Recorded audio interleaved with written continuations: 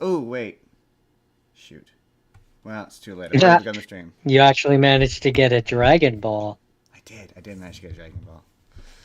What's the PlayStation controller for? Ready Player One? Well, I mean, shit. that's more VR than PlayStation, but Close okay. enough. It's video games. Same bullshit. Shoot. Well, dang it. I forgot to film a video, so the stream is going to have to put up with me filming a video.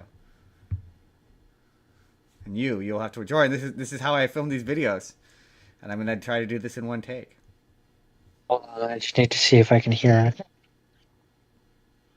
Just film a video. Okay, I hear you. You'll have to join. This is how I film these videos. And I'm going to try to do this in one take. Hold on, I just need to see if I can hear it. Okay, good. It looks like you can hear us both. Quality notwithstanding. Oh, hey. I've got my podcasting headphones on.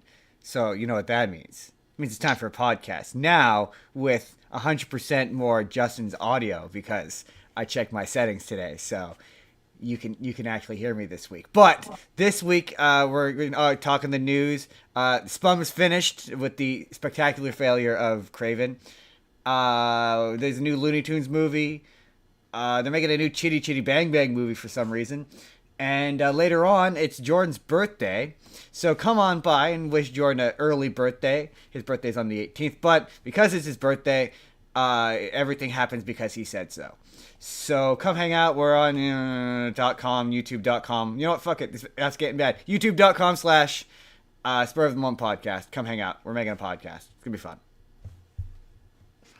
Yeah, Jordan. That's made that video. Right live.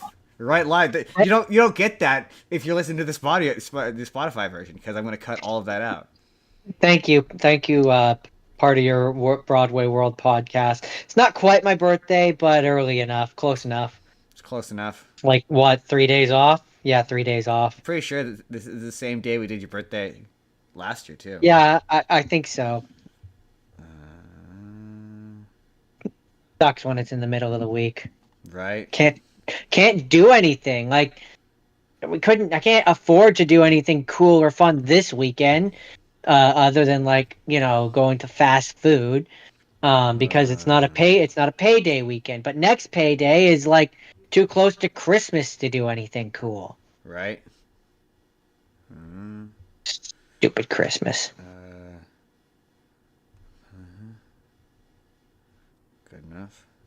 Are you not ready yet? Come on, old man. Hold on. I gotta post the video. You gotta give me a second.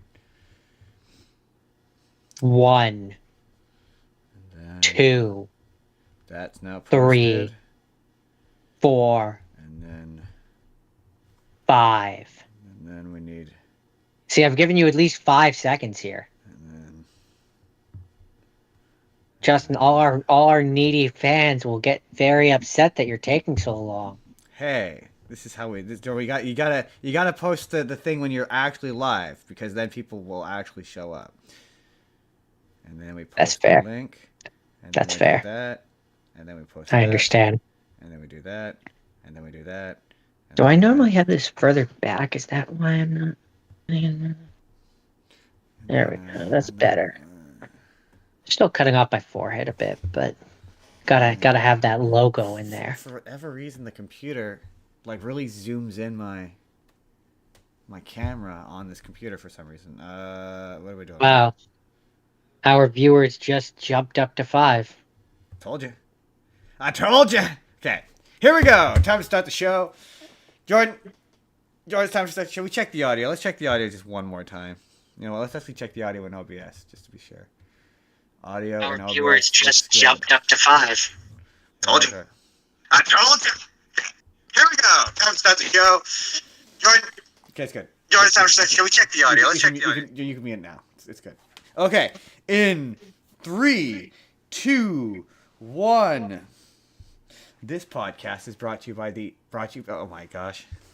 See, Jordan, it's I'm all kerbobbled. Okay, let's try that again. In 3, 2, 1. This podcast is brought to you by the Artie Media Pantheon. Please head to artemedia.org to see lots of other podcasts from all of our great friends. As well as, if you would like to start your own podcast, they can provide you with all the tools and resources to do so there. So that's artemedia.org. A-R-E-T-E media.org. On with the show, Jordan. Yes, Welcome. I will allow it.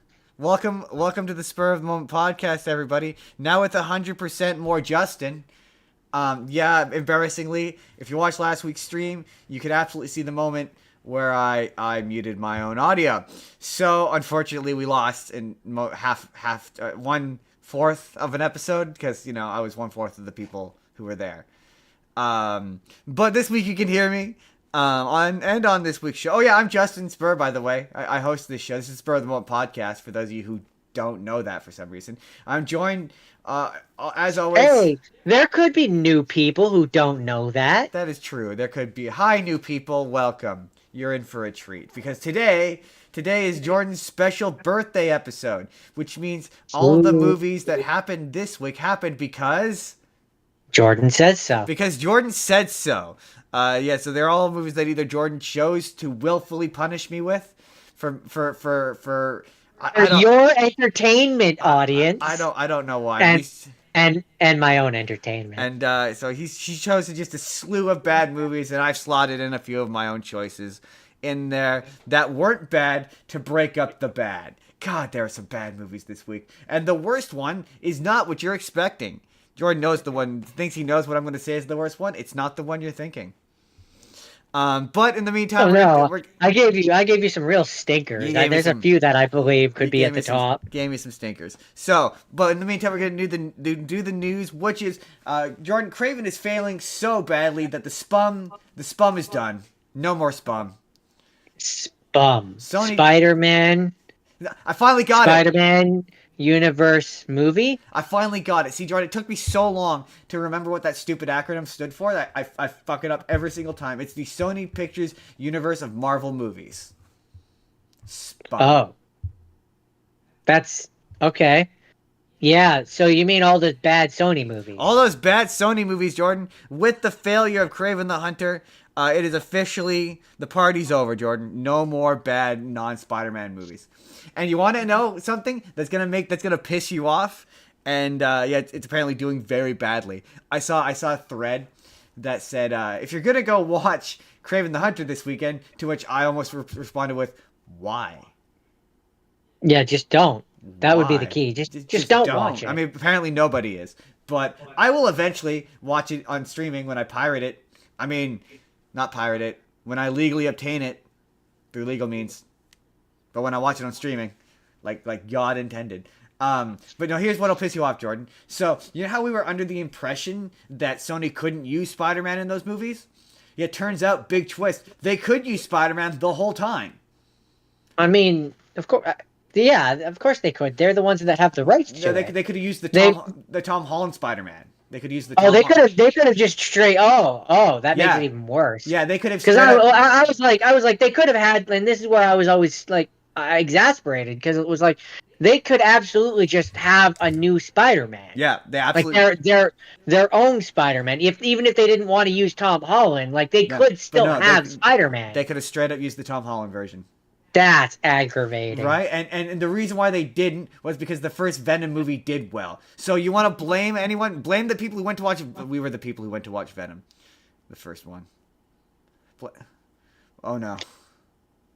But that was more of a morbid fascination more than we thought it would be good. I mean, yeah, but Sony, the lesson they learned was that audiences wanted Spider-Man villains with non-Spider-Man movies.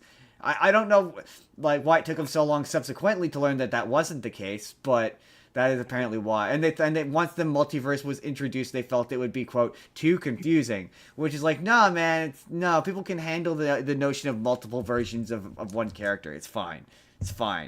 I mean, especially with Spider-Man. Yeah, especially with Spider-Man. It's an antiquated idea.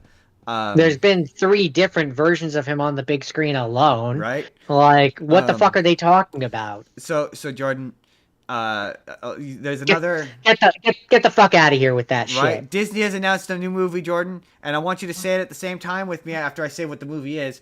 You're gonna know the word, and I want you to say it with me. Live action. Live action Tangled adaptation in the work. Jordan, 1, 2, 3. No. No, Why? no, okay, you didn't, you messed it up. You gotta do it. 1, 2, 3. No. No. No. No. Bad. Dad. Stop it. No biscuit. That's it. That's all Like I have to say about that. at least do one that's like not recent. Right? Like you want to do like a photorealistic animal Robin Hood or Treasure Planet. I know I've said that before, but I'm gonna say it again. Treasure Planet. Right? Do that. Right? That's what I'm saying. That's it. That's all I had to say about that. Ryan Reynolds. Do you remember an update to a previous story we had? Update to a previous story we had. Remember how we talked about how Ryan Reynolds and Hugh Jackman and Sean Levy were going to team up for another movie? Well, Yes, I do recall. And I said, I think it should be a musical. Well, you're never going to guess what the movie's called, Jordan. Ryan Reynolds and Hugh Jackman get their groove back. No, it's called Boy Band. Oh, I think I read about this where Yeah. they're former boy band members. Yeah, they're former boy band members, and I'm like, Yeah. like that sounds really fun. Like that sounds really funny. Yeah, I'm into that sounds interesting. Right? Like two old, out of date, like out of the game for a while, boy band singers. Yeah, Yeah. that sounds fun. I'm hoping they get some musical numbers in there. Like they actually get to sing some songs. Like I'm hoping that it's not just like one of those movies where they play that type of character, but they never actually sing. Like if we're gonna do this, it's gonna be about boy bands. I want to see their like old numbers from when they were at the height of their height of their popularity. I mean, okay, so here's what I want. I want them singing. Okay, I get like one of the NSYNCs or the Backstreet Boys or something, and have them like sing when they're the younger versions, and like go like do flashbacks with younger people or whatever, and then have Ryan Reynolds and Hugh Jackman as the grown up versions, then also sing those songs. Yeah, that'd be funny. That'd be very funny. I'd be totally into that. I just want to see them work together again. I'm like, that sounds fun. Yeah, that sounds like a good time. That sounds fun. enjoyable. So, Jordan, they announced yesterday that there is a Malcolm in the Middle reboot coming to Disney Plus. But from what I read, I read that it was only 4 episodes. I've heard different things about it. I heard that I heard that only the mom, Bryan Cranston, and Malcolm Muniz are in it, which I don't. Okay, what's the point? I don't understand how that's okay. What are we doing here? Well, I mean, to me, at that point, it's this that makes sense if what I read is true and it's only a 4-episode thing where it's like, okay, like it's mom and dad are coming to visit, grandpa and grandma are coming to visit for the weekend, and it's a 4 It's like the whole thing is just them visiting Malcolm, right? And it's a 4-episode thing, and it's just a whole new cast. And then I guess. But I'm like, if you anytime bring the whole cast back or don't bother. That's my whole thing. I tend to agree with that. But from what I understand, the guy who plays Dewey hasn't been an actor since he was Dewey. But I think the same with Reese. Yeah, he also. So they probably got asked, and they probably just don't have an interest in doing it. Or maybe they're gonna be in it, and they just haven't been announced yet. We don't really know anything about what this is gonna be beyond the fact. Also true. Yeah, also possible. But I'm like, oh man, enough of these 4-episode. Come on, do a full season. But I guess, hey, if that's the condition, we'll come back. But we're only doing a few episodes. Okay, fine. Well, I guess. It could be a thing. I mean, it could be a thing where they were like, well, we'll come back for a few.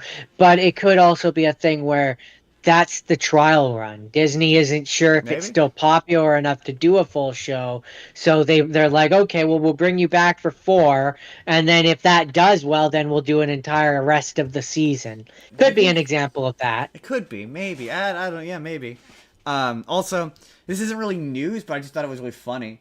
The reviews for that new Lion King movie have come out, and apparently it's really good. Like, see, what I heard is the reviews from the people that like were given advance copies were mixed, which means that when it actually comes out and people aren't being paid to say nice things about it, it'll be far less Yeah, nice. I don't. That's what Yeah, I heard. I mean, I've heard some exaggeratory like that. This doesn't. Where they're like, it's the perfect prequel. I'm like, there's no such thing. Prequels are inherently bad. There's never been a good one. Well, There's the problem with prequels is with any of your main characters, there's no risk, there's there's no no risk. threat Nope. or stakes Nope. because they Mufasa. make it into the next Right, one. Mufasa can't die because he's got to fall off that cliff in the first one. So there's no drama, there's no stakes, there's no Like the only way that a prequel is ever has stakes is if it's not really like if it's a reboot right, where it's like it doesn't lead into the events of the first one and history has changed. right, That's the only way that these things ever work. or you introduce new characters. But even then, oh, the first character's got to get it's like. But to be fair, that has everything to do with the fact of how much stuff we watch. But still, I've never liked prequels. I've never thought there's a good one. No, I've heard this is I've heard this is good, which surprises me. No, it doesn't surprise me because we always said that when these Disney remakes did stuff that was different, then it was good. And so just to hear that an entire movie where it's something that's different, like they've never done a prequel to Lion King before, so it's all new territory. It's all new ideas. It's one of those examples of when I hate the animation. So that's always going to work against it for me, but story-wise, ignoring the actual look of the thing, story-wise, um yeah, I mean I always said the story of it doesn't is not uninteresting to me. Um Yeah, it's just one of those things where it can be the best. It's so you know how you feel about the Clone Wars TV show, where it's like it can be the greatest story in the world, but it still slides into Episode 3, Revenge of the Sith. yeah, yeah, Same with this. yeah. It can be the greatest story. It can be the best prequel in the world, but it still has to slide into that terrible photorealistic Lion King movie, Yeah. I and it can just that movie is garbage. I can get past how much I don't much care for. Apparently, they're 1,000 times more emotive in this next one. Like apparently, I don't. it's slightly more cartoon. It's not straight going for photorealism, so it's less jarring. Yeah, from what it appears, Lin-Manuel Miranda carries movies. Like that just kind of seems to be what it is because like. Apparently, the big thing is his music in this is really good, and it just kind of sounds like it distracts away from the otherwise contradicting story. Hey, maybe it doesn't contradict itself. Who's to say? Maybe somehow it Yeah. doesn't manage to contradict itself. To be fair, I'm prejudging it. Like I need to. Right? I reserve final judgment until after I watch it on Disney Plus. Yep. That's pretty much. I have no Like desire to watch this in theaters. 3 years from now when it's on Disney Right. Plus. Oh, what am I gonna watch? Am I gonna watch? Oh yeah. Speaking of which, next week, look forward to Sonic 3 review coming. We're gonna do that. Um, because when it comes down to it, am I gonna? So I had a friend message me and was like, "Oh, do you want to go watch the Lord of the Rings?" And I said yes, it's quite a bit actually. I do want to watch that movie, but unfortunately, movies be an expensive activity, and if it's gonna come down to Sonic or Lord of the Rings, it's gonna be Sonic every time. Whoa! Wait! You have friends other than me? I have friends other than you. Yeah, they asked me if I wanted to go watch Justin, you've broken the illusion of this show. Nobody believes that. Nobody believes that I have friends. Well, they know we have friends outside of you. They've been on this podcast multiple times, No. more than once. You're ruining the bit. But yes, no, my money went. That's not the reality of this show right now, Justin. It's whatever I say it is because I say so. But when it comes down to Lion King or Sonic 3, it's gonna be. I Sonic mean, 3. it's gonna be Sonic 3. It's gonna be Sonic 3. Even with my aggravation of Gerald Robotnik's character assassination in that movie, it still looks like a fantastic movie. It's gonna be Sonic 3. It's gonna be Sonic 3. Next story, Jordan. Next story. Chris Evans is apparently coming back. He's reportedly. I don't know if he's officially signed on, but so far as I know, he's signed on to be an Avengers Doomsday. And Yeah. he may Saw be- that. Hate it. I don't hate that one. Because I saw a theory. Although I don't know what his role has been revealed as. It's like, okay. Well, what it might be is sort of less interesting to me. Apparently, he might be Nomad, which is the persona he took on after. There's a period in the comics where there's a version of him in Endgame, but there's a period in the comics where Captain America became disillusioned with America and took on a new superhero, and the government owned the identity of Captain America. That's where John Walker comes from. You know, the character from the Falcon Oh show. yeah, There was a period where Steve Rogers wasn't Captain America and he was a superhero called Nomad. And so there's a theory that he might be, or people are saying someone saying that he's going to be another version of Steve Rogers that's Nomad. But I heard another theory which was more interesting to me, which is that Doctor Doom, Robert Downey Jr. is going to show up with his own evil Avengers, all played by like the original actors, which like I'm kind of interested in that. That to me is interesting, where you get like Captain America, Captain Hydra America or whatever, and yeah, you see, on the one hand, yeah, kind of, but on the other hand, no, because then at that point, he really is just an evil Iron Man. I mean, sure, but yeah, it's all gonna depend. If for whatever reason, when it's Chris Evans, it bothers me. I mean, I guess because I just assumed he would. It bothers me less. It bothers you less if you're anything like me. The reason why Chris Evans coming back bothers you less is because he already did it as Johnny Storm from the Fantastic Four. Like he's already come back for a thing. Right, yeah. So the idea of him coming back again is it's not like Robert Downey Jr. who swore he would never come back. Plus, also like his character is just kind of with Tony Stark and Iron Man, he's dead, and his death was like the linchpin of the finale of the universe. So like having him come back just kind of unplugs it. Undercuts it. Whereas Captain America, his story is kind of unresolved. Yeah, he's technically still alive. He's an old man somewhere, and nobody really knows what's up with him. I think one of the shows, either Secret Wars or it might be the Falcon one. I think it implies that he eventually died of old age. But I don't think they've ever like straight up said it. I don't think they've ever out and out said exactly what's happened to him, because they want him in limbo so they can use him if they want to. Yeah. Jordan, they're making a new... Oh, you know what we have to talk about? Because I just thought it was a weird, funny coincidence. What do we have to talk about? They announced that they're making a new Chitty Chitty Bang Bang movie. And I just thought the timing of the announcement was really funny, because we talked about Chitty Chitty Bang Bang last week.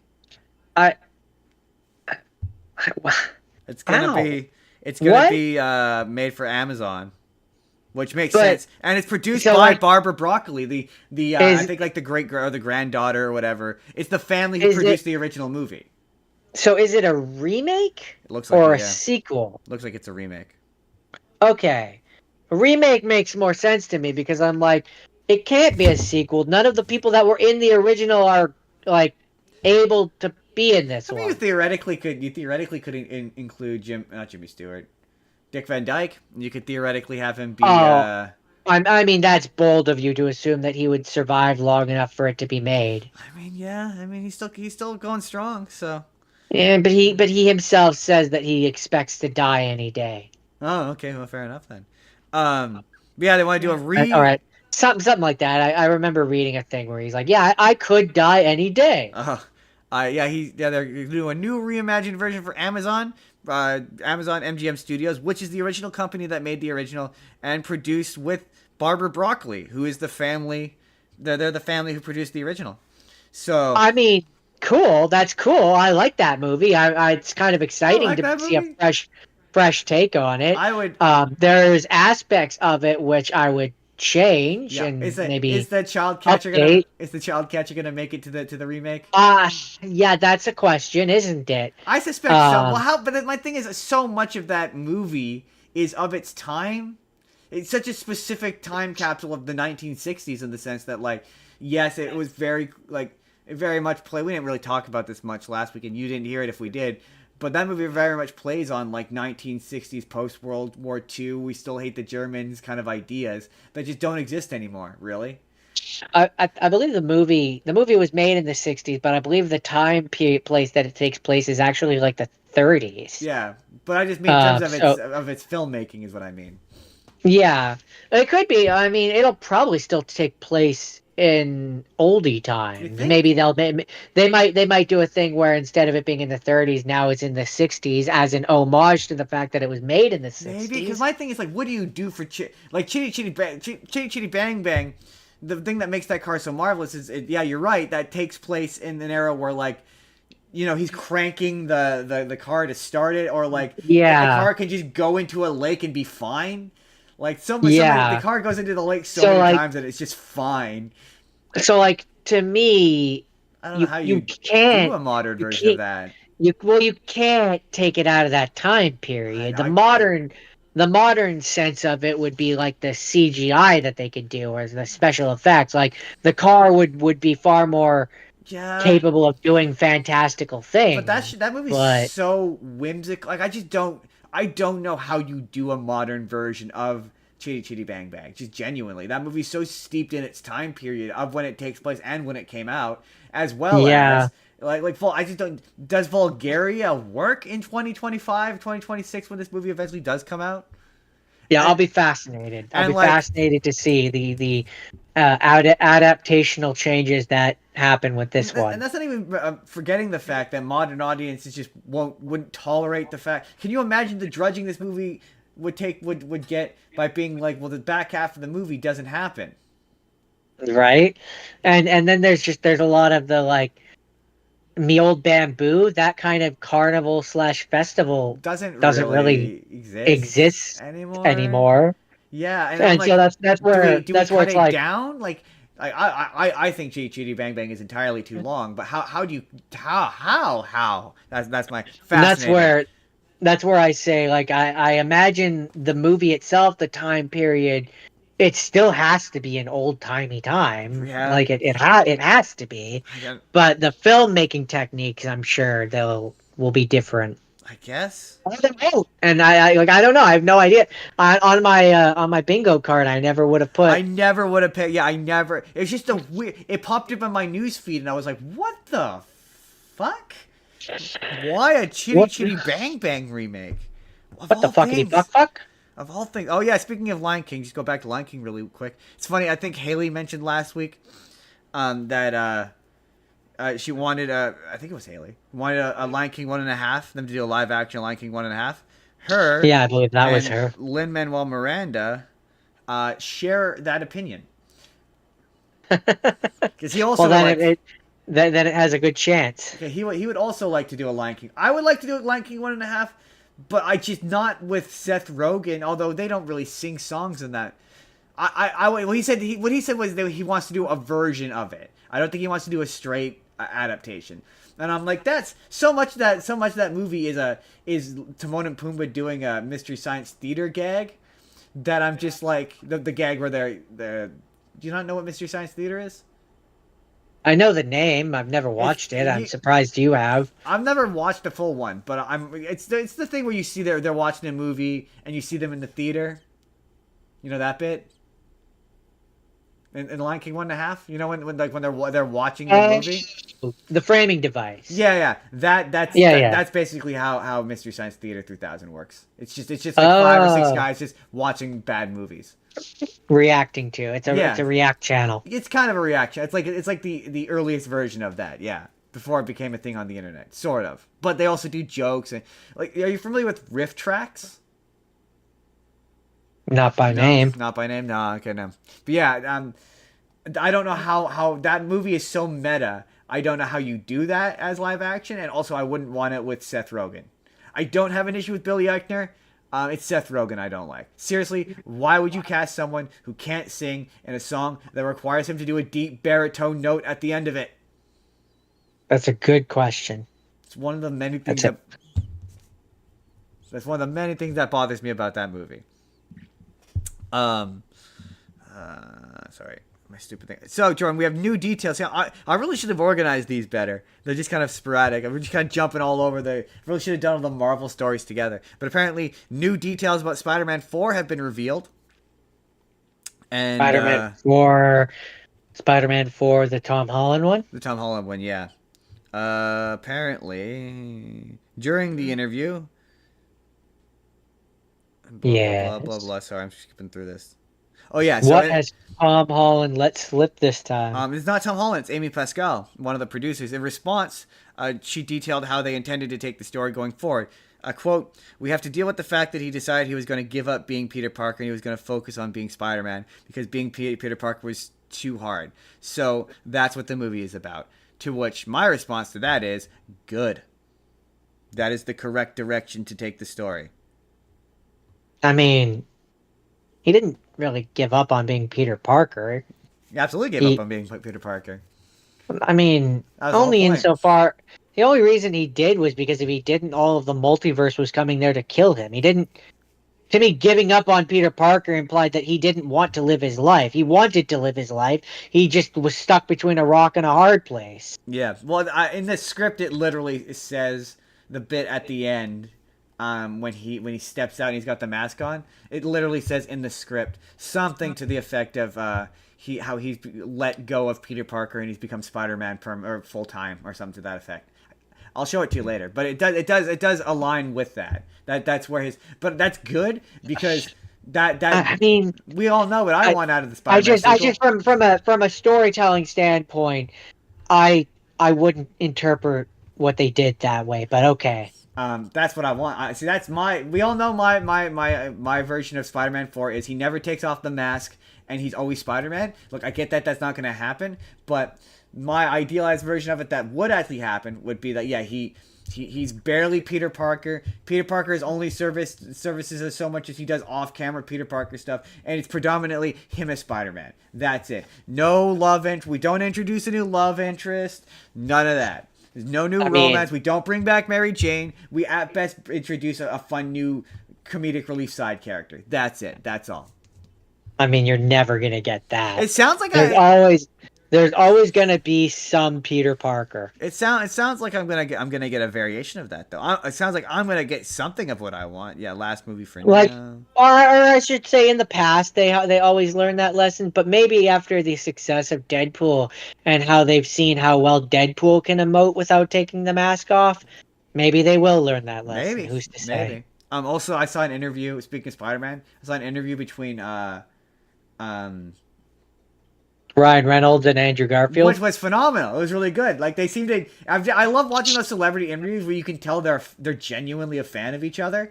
Like his Andrew Garfield's like genuine joy from hearing how much Ryan Reynolds enjoys his stuff was very funny. But Ryan Reynolds said something interesting. I didn't watch the entire thing, but I saw bits and pieces of it. I saw the part where they talk about their kiss. Yeah, And I was like, it's funny. That's a cute. funny thing. Yeah. But no, Yeah. I think I like Ryan Reynolds because Ryan Reynolds is on the same page as I am about Deadpool, which is that he's like, if Deadpool were around too much, I'm paraphrasing, but he basically said, if Deadpool were around too much, he would be annoying. He would be too much. He says, as he doesn't know what else to do with him as a main character. And he says that he sees them as a side character, as like a character who shows up in other people's stuff, which I fully fucking agree with. Like that, I could not agree with that more. Yeah, we don't need Deadpool 5. Once you have him fully established, which at this point he is, he's fully established. He's absolutely a thing that can just cameo. Yeah, he can be the guy that you throw Ryan Reynolds like $1,000 to show up at the end credit scenes of Spider-Man and be like, yeah, there's no end credit scene, go home. Right, like he would. Well, I saw he did a video where it was him and his kid as Kidpool, and I'm like, yeah, he just loved putting on the costume and doing silly little. Like I'm sure he would show up for a day to be Deadpool. Like I'm sure he would. I completely agree. Or like have him be the the point I was gonna get to is it kind of sounds like he loves Andrew Garfield's Spider-Man, and we've talked about a Spider-Man Deadpool movie before. Andrew Garfield, Ryan Reynolds, Spider-Man Deadpool. I mean, I'd be fucking down. That'd be great. That would be an awesome movie. A harder PG-13. Like I want to see Deadpool restrained in a PG movie. I've said that before, but I think Andrew Garfield has a bit more edge than the Tom Holland one does. And then then they could just do a fun, inoffensive, like there's no. It's just like they fight criminals. Like there's no big world-ending stakes or threat or whatever. I would do it where it's PG-13 or whatever. They get the one fuck, and Spider-Man says it. and Spider-Man says it. Yeah, like there's a scene I can picture it in my mind where it's like I don't know what big bad guy they're up against. Something really bad that involves them teaming up. And I can see a scene where Andrew Garfield pulls like Justin, look at me, where he's pulls his mask off and like as it comes off and you see his face, he's just like, fuck. And then Dreadpool is like, man, you stole my word. That's I only funny. get one of those. That would be very funny. So Jordan, I shared this trailer for you. We have to watch this. This is a spur of the moment assignment for the audience. When this movie comes to theaters, go to theaters and watch it. Unless you're not into Looney Tunes. If you're not into Looney Tunes, like Jake isn't into Looney Tunes, but go watch the Looney Tunes the day the Earth blew up. We're gonna That go looks watch fun. it just for the sake of animation. Show Warner Brothers that this is viable. Like, it looks really fun. It looks really funny. It looks like a classic Looney Tunes cartoon. Like, Eric Bauza is doing a phenomenal job as Daffy. I really like his Daffy Duck. I don't like his bugs so much. I'm not a fan of his bugs, but Wait, Bugs isn't in this one. no. I'm just saying generally as his performance as these Looney Tunes Oh. characters. I don't. He's the new guy. Eric Bauza is the new guy. He's the current voice of. Oh, Yeah. interesting. He sounds like Daffy. He does. He's pretty good. His Daffy is really good. He's the one who he did Bugs in the Space Jam 2 Bad Space Jam. I don't think I like that one. I'm not a fan of it. But to be fair, my favorite Bugs Bunny is honestly I mean, I love Mel Blanc, don't get me wrong. He's the OG. You cannot disrespect Mel Blanc. He's one of the greatest voice actors of all time. But my favorite Bugs Bunny is Billy West. That's fair. You don't know which Bugs Bunny he is, do you? I can't tell them apart. They all sound the same to me. They just sound like Bugs Bunny. I mean, hey, that's good. But no, my favorite Bugs Bunny is Billy It's West not. It's from, not. It's not like Kermit the Frog where it's like, okay, no, that one I notice when that one's different. The current one is not Kermit the Frog. I absolutely with Bugs in particular I notice Daffy's a bit different because he's got that slur. He's harder to Justin, it's not a slur, it's a lisp. lisp. He's got a lisp. He's got the speech impediment. He's a Speech impediment. with Bugs it depends on what you have him saying. But yeah, I really noticed. But to be fair, I noticed Mickey. I noticed that Mickey sounds different. Mickey, I can depending on the voice, but he's usually pretty good. Kermit's just got such a distinct voice. Right, you could tell. And to be fair, it's not helped by the fact that the guy who took over from Jim tried to replicate Jim and didn't try to like some of the other characters. Everyone's kind of sort of interpret like Big Bird doesn't quite sound right anymore, but he's close enough. Yeah, Like, or Ernie, Elmo. Elmo's another example of Elmo doesn't sound quite right to me. My ears tweaked it to him, but that was an unfortunate situation with Like Elmo. they all sound similar enough that like my earwig can get past it. Kermit, I can't. Yeah. He's not Kermit. But I mean he's getting better. It's getting better. It's not great, but I've seen better in Well, the impressions last on one the that I internet. saw, the last one that I saw that had Kermit, where it was like it was when it was Kermit, the one from Fraggle Rock, and I think it was Oscar the Grouch. Oh yeah. And they all did a video together, wishing Jim a happy birthday. Yeah. And Kermit just sounded wrong. He sound like I say he sounded way worse when he first started. He sounded like Constantine from Muppets Most Wanted. It's getting better. He still sounded like Constantine trying to do Yeah. a Kermit impression. Yeah, it's Impression. like I say, it's getting better, but it's not as good as Steve Whitmire. Steve Whitmire was way better in my opinion. But yeah, my favorite version of Bugs is from Space Jam, for the first Space Jam movie. That's my favorite version of Bugs, and that was Billy West. That's fair.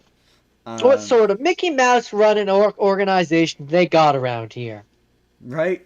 That's my favorite version of Bugs. Although, again, it's hard not to love Mel Blanc. But yes, we're gonna watch that movie. We're gonna do a big old review of it when it comes out in the new year. Yeah, we have to show studios that I 2D will- animation is still viable and that people still want it. And maybe if this movie makes enough money, they'll put out that Wile E. Coyote movie. that Wile E. Coyote movie that everyone wants to see. I included this one news piece, not really because it's news, because it's not news. They interviewed one of the actors. What do we constitute as news Well, anyways? he says he the guy who played one of the voice actors from Beyond the Spider-Verse, he basically was asked when that movie's coming out, to which he responded he doesn't know. So it's like not really That's news. a The, that's a bad sign. the part of it that's the kind of surprised me was I didn't realize this is a spoiler for the end of Spider-Verse, but the version of Miles that appears at the end, that's the Predator. It's not the same voice actor. It's a different voice actor. Really? Yeah, I had no idea. I was like, huh, Huh. really? Interesting. Jordan, you played Cyberpunk 2077, right? Uh, Small amount of it. I played it when it first came out, and it was buggy as hell, and I never went back to it. Fair enough, because apparently Idris Elba wants to make a movie about it with Keanu Reeves, and I'm like, was Idris Elba in that game? That I don't know, but I know Keanu Reeves is. Keanu Reeves is that I know. And then finally, I got to the point where you meet him, his oh, character. oh, Keanu Reeves, you mean? Yeah, Yeah, I've never played it either. So I Jordan, never beat it finally, Jim. Speaking of Sonic 3, because it was buggy. So it was like you would be running along, and the game would crash on you, and it kept crashing, and I got frustrated by how much it kept crashing, and I was like, I'll come back to this when they patch this and this game gets better, which they have apparently done. yeah, apparently And it's quite good. I've never gone back to it for whatever reason.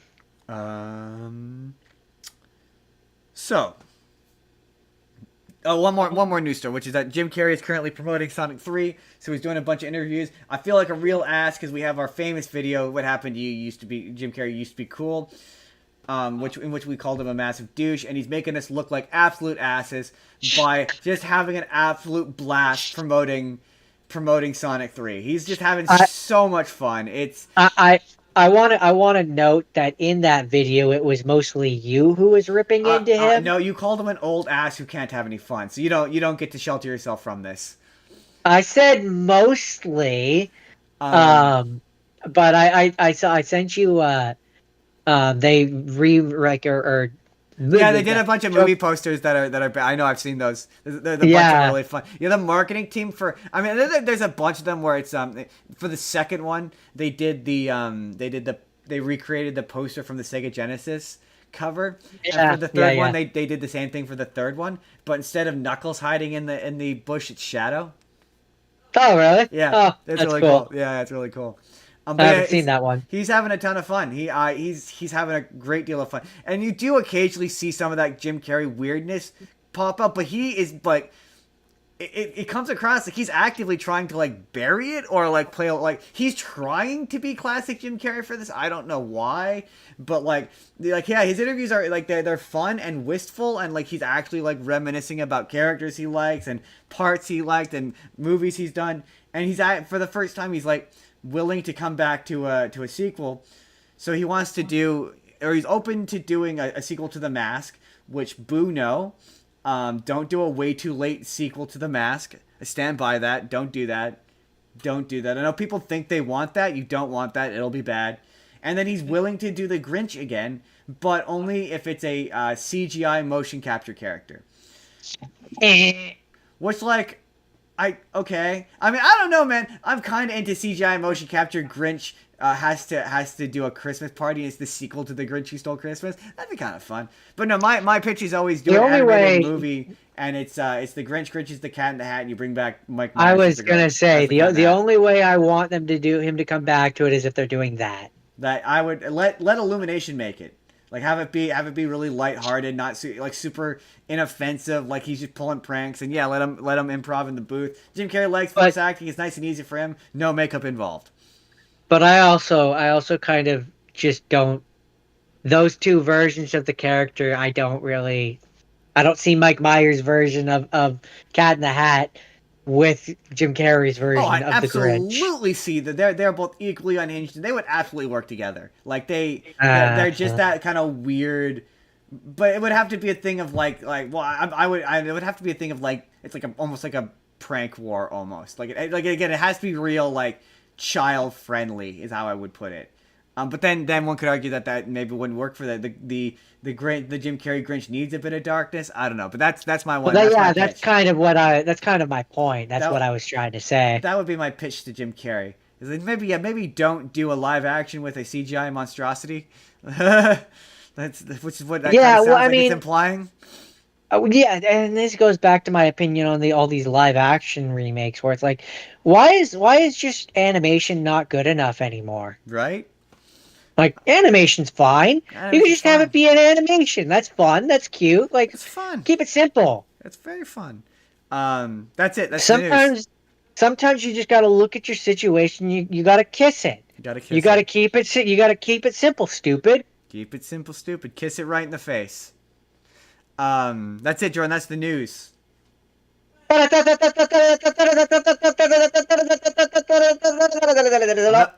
I'm milking those cows, Jordan. That's it. Um, today's episode. Yeah, Today's no, episode. that Justin, that last one was milking something different. This episode is brought to you by. I'm pretty sure you can still vote for us. I'm almost entirely positive you can still. It's brought to you by the Artie Awards, the annual Artie Awards. I realized I forgot to put the link to the Artie Awards. I'll do that afterwards. But go vote for us in the Artie Awards. We are nominated in every category, and in the one category we are not nominated in, vote for our friend Haley. Yeah. Part of your Broadway world. We're campaigning. We're campaigning. No, vote for whoever you think is the best. Is what Jake would want me Which to is say. us. Which is either us or part of your Broadway world. Or You have to remain neutral. I'm gonna push us. Push us. I'm gonna vote for us. Vote true. us. Vote down ballot. Spur of the moment. Down Vote ballot. us. Down ballot. Spur of the moment. Vote us. Or if you can't vote for spur of the moment and you see his face, vote for him. Vote for me. Do it. Do it now. But last week, speaking of sponsorship, we're also slightly sponsoring ourselves. Last week was our 1 year anniversary, and yes, I fucked it up. One of the things I was gonna do is I have crafted a theme song for us, and I am gonna play it. It's not finished. It's not. So what you're saying is it's a birthday present to me. It's a birthday present to Jordan. We get to sit here and watch watch our new theme song, which is not finished yet. It's not gonna be up for a little bit. Jake has to come and help me out, help me smooth its edges. But I really like the song. I think it's really cute. You're gonna see OBS because I really don't want to fuck this up. So hopefully we don't have to reset this and do this twice. This is an experiment. Let's try this. Here we go, everybody. Here we go. Sunday morning, sun shines bright.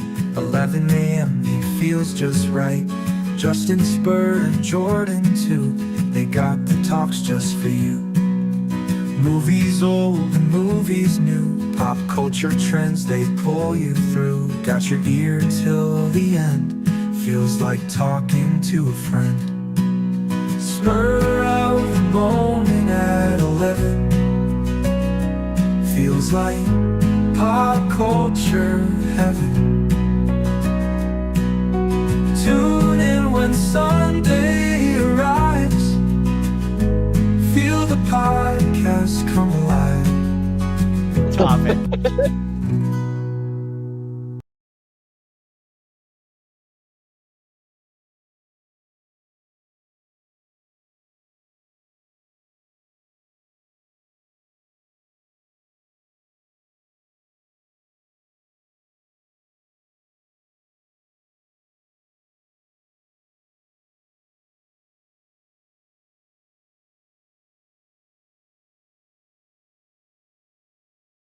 Okay, that's We're yeah. also That's on a black screen we'll currently. be back. We'll be back in a minute. Hopefully we'll be back.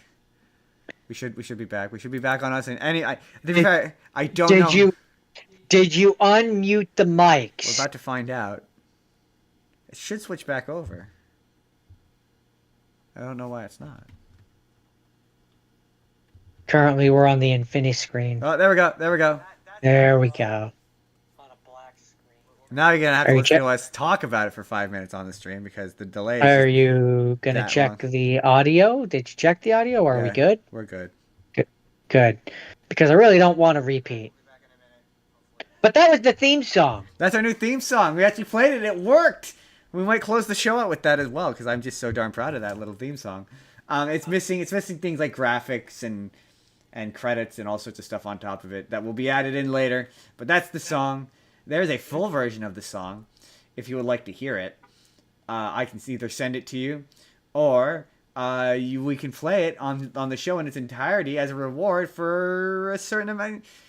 You know, let's say 100 subscribers. For 100 subscribers. 100 subscribers, we will put out the full version of our theme song. So yeah, look forward to that. That is going to open the show soon. And for 5 million subscribers, Justin will start a Patreon where he makes cookies. I will 5 million subscribers, I will make cookies on Patreon. I mean, they'll be bad cookies because I'm a terrible baker, but I will do it. But you have to get us to 100 subscribers, and we'll listen to the full version of the theme song. It's good. It's fun. It's a fun song. Anyway, that's the sponsorship section of the show. I hope you enjoyed the theme song. Let's move on with the show, Jordan. This week on the show, it's Jordan's birthday on the 18th. Okay, it's not actually today, but we had to redo the birthday episode. Oh my God, we have a special guest coming in. No, I'm kidding. There's no special guest. There's no special guest. Jordan's birthday gift this year was that he was allowed to pick whatever he wanted for everybody. Which I did. Which he did. So today's episode's theme is, Jordan, say the theme. Because Jordan said so. Because Jordan said so. But because Jordan got to say so, I get to go first. Okay. That's because I say so, I will allow it. I have to maintain a certain level of control here. It's still my show. So my first one, my first rapid fire. So last week, I watched and started listening to the book Ready Player One, and we were going to talk about it for our anniversary because Jordan did Ready Player One in our video game episode. Yes. Video game episode. Believe so. So I can listen to the book, and how to do this? Okay. The audio of the I'm listening to the audio book. So I will say this. Perhaps a lot of my issues with this stem from how it's narrated by Will Wheaton, and a lot of my issues from this stem from how Will Wheaton reads it. There's an exceptionally funny moment where a Japanese character gets introduced, and you're like, he's not going to do a Japanese accent, is he? Oh no, he's doing a Japanese accent. Oh, no. I don't think it's that bad. It's pretty bad, Jordan. It's pretty bad. It's not great. It's not great. I don't think this book is very good. I'm bearing the lead. Disagree. I don't think it's a very good. I think it is at points enjoyable, and I am enjoying the story, and I will absolutely finish the book, and I'll come back here and I'll tell you what I think in a unrelated section to whatever episode of the show we're doing. But I think it represents the worst kind of online fandom, like that gatekeeping incel. I'm hesitant to call Wade an incel, but he pretty much is an incel. He certainly has some incel conversations later on in the book. He is creepy and unnerving. And the book itself, if you are unfamiliar with 80s nostalgia, Lord help you. Like, I have no idea what Lady Hawk is, but he sure loves Lady Hawk. The thing is that, and they also further explore this in the second one. You're not wrong, but that's also kind of the point. The point by the end of the second one is that Wade and gang kind of realized that Halliday kind of had a negative influence on the world, and he wasn't necessarily the best person. Okay, because my number one thing about this book is not all of them, Artemis is, but certainly Wade and H are so blissfully, they lack self-awareness. They have no self-awareness. He constantly points out how fucked the planet is, and how he wants to get on a spaceship and go into space. But like he's so addicted to the Oasis, he is completely unaware that the Oasis is the reason why the world is broken. Yeah, but I would make the argument that that's fairly accurate to real world. The real world is so addicted to Facebook and TikTok that they bury their heads in the sand and don't do anything about the problems facing the world. Here we be. And like, he is also a shockingly naive character in the sense that, like, all of the Gunters are to a degree. I mean, I did get to a point where they're like, yeah, all of the Gunters are incel losers. Like, they're all like, oh, a girl can't possibly blah, blah, blah, blah, blah, blah, blah, blah, blah. And it was Yeah, but the book also doesn't present that as a good no, it thing. doesn't. It doesn't So, acknowledge that they're good people. But like well, from it at doesn't. a, It doesn't. at It a certain doesn't. It doesn't. It at doesn't. a certain point, Wade is like, yeah, the Gunter clans are just as bad as the Sixers, but we respect them because, like, they're not corporate sellout. Right. That's the only reason he gives them any sort of like leeway, That's for lack of a better that's word. my other thing with it is like Wade is just shockingly unaware. I mean, again, maybe that, but again, that's where my argument comes. It's just not a well written book because it's like he seems to be so unaware of the Oasis from an economic standpoint. Like he just doesn't consider why a multi corporation would be so invested in controlling. Like he just seems to be so unaware of like I mean, you have to beyond keep in just a mind. piece of entertainment what this is. You have to keep in mind that, especially at the beginning of the book, he's supposed to be like a 17-year-old I kid. know. I am. Yeah, a 17-year-old kid isn't going to be. I certainly at that age wasn't thinking about why corporations do what they do. I Sure, just was. but there's points where he's confronted with that, like when he meets Sorrento, and he's just still completely like, as far as he's concerned, it's yeah, he just doesn't understand why they're so motivated to go to the length they are because Here's what I'll say. there's a lot of He background stuff that he just is he unaware of. grows by the end of the book. Fair Is enough. what I'll say. I'm just over halfway through it, so it has it at the beginning like half of it is agonizing at points. It just is. Like there's just points where it's like they're essentially reading what is essentially a Wikipedia article, and like I say, like more See, help you if you're unfamiliar with war games. That doesn't bother me. like I wasn't familiar with war Oh, games. it's like I don't. The man, I wish I knew more about Lady Hawk to appreciate what Lady Hawk is. Like, there's just a point where Well, see, he's aggressively defending Lady Hawk, and I'm like, man, this means nothing to me. on the one hand, I understand your complaint, but on the other hand, that's why they explain a lot of the stuff. But- Is for the people that don't get it, and also some of the stuff in this book I hadn't seen the first time I read or listened to it, and I retroactively did. Right. It's just one of those things where it's like, also as a character, like you made the case that it's about nostalgia, but Wade doesn't have nostalgia for this stuff. It's not his nostalgia. I mean, and maybe No.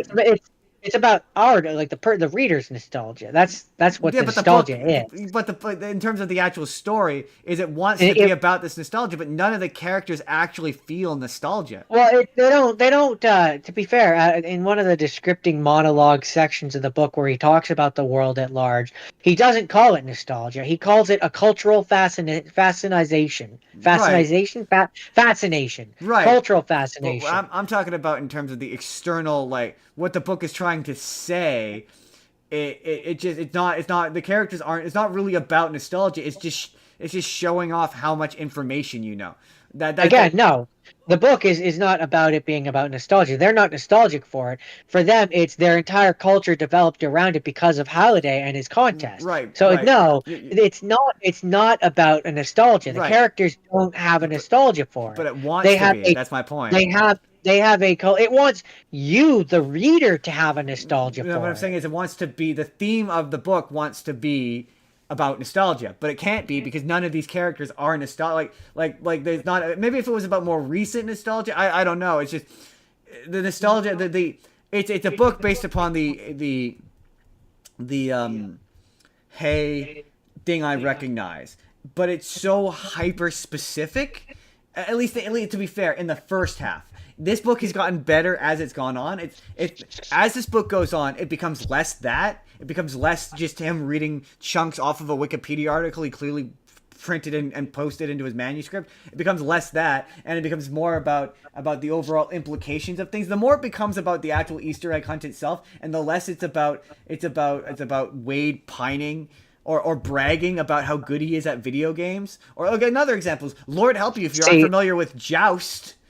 See, now I almost want you to listen to the second one because I'm fascinated, because I have stronger, like, I think that one's a much worse book, and judging by how I thought you would like this one, it makes me go like, hey, maybe you're the weird one who likes the second one more. Sir, I've read the Wikipedia article about it. No, it looks terrible, but It's pretty bad. it's not so much for me. Because you get Jordan got kind of upset that I didn't like this, but I heard a phrase this week that I've been holding on to, because it made me think of you, and it was criticism is not condemnation. I mean, too much criticism is. I mean, sure, but it is not inherently in and of itself condemnation. I'm not No, condemning yeah, the you're thing. yeah, sure, but when you have 8 negative things and like 2 positive things to say, yeah, no, that means you don't like it. It's no, I don't. It's not. I don't like to say I don't like it, because I am enjoying the book. It's just there are moments where I'm like, yeah, okay, I get the point. I get the point. I get the point. This could have been like a couple pages shorter, a few paragraphs shorter. Like, I get it. I get it. I get it. Like, there's just been a lot of moments like that where I'm like, I don't need you to go. I wish I could think of specific examples right now. But again, that's because you're familiar with the thing that it's describing. It No. needs to do that for people that don't.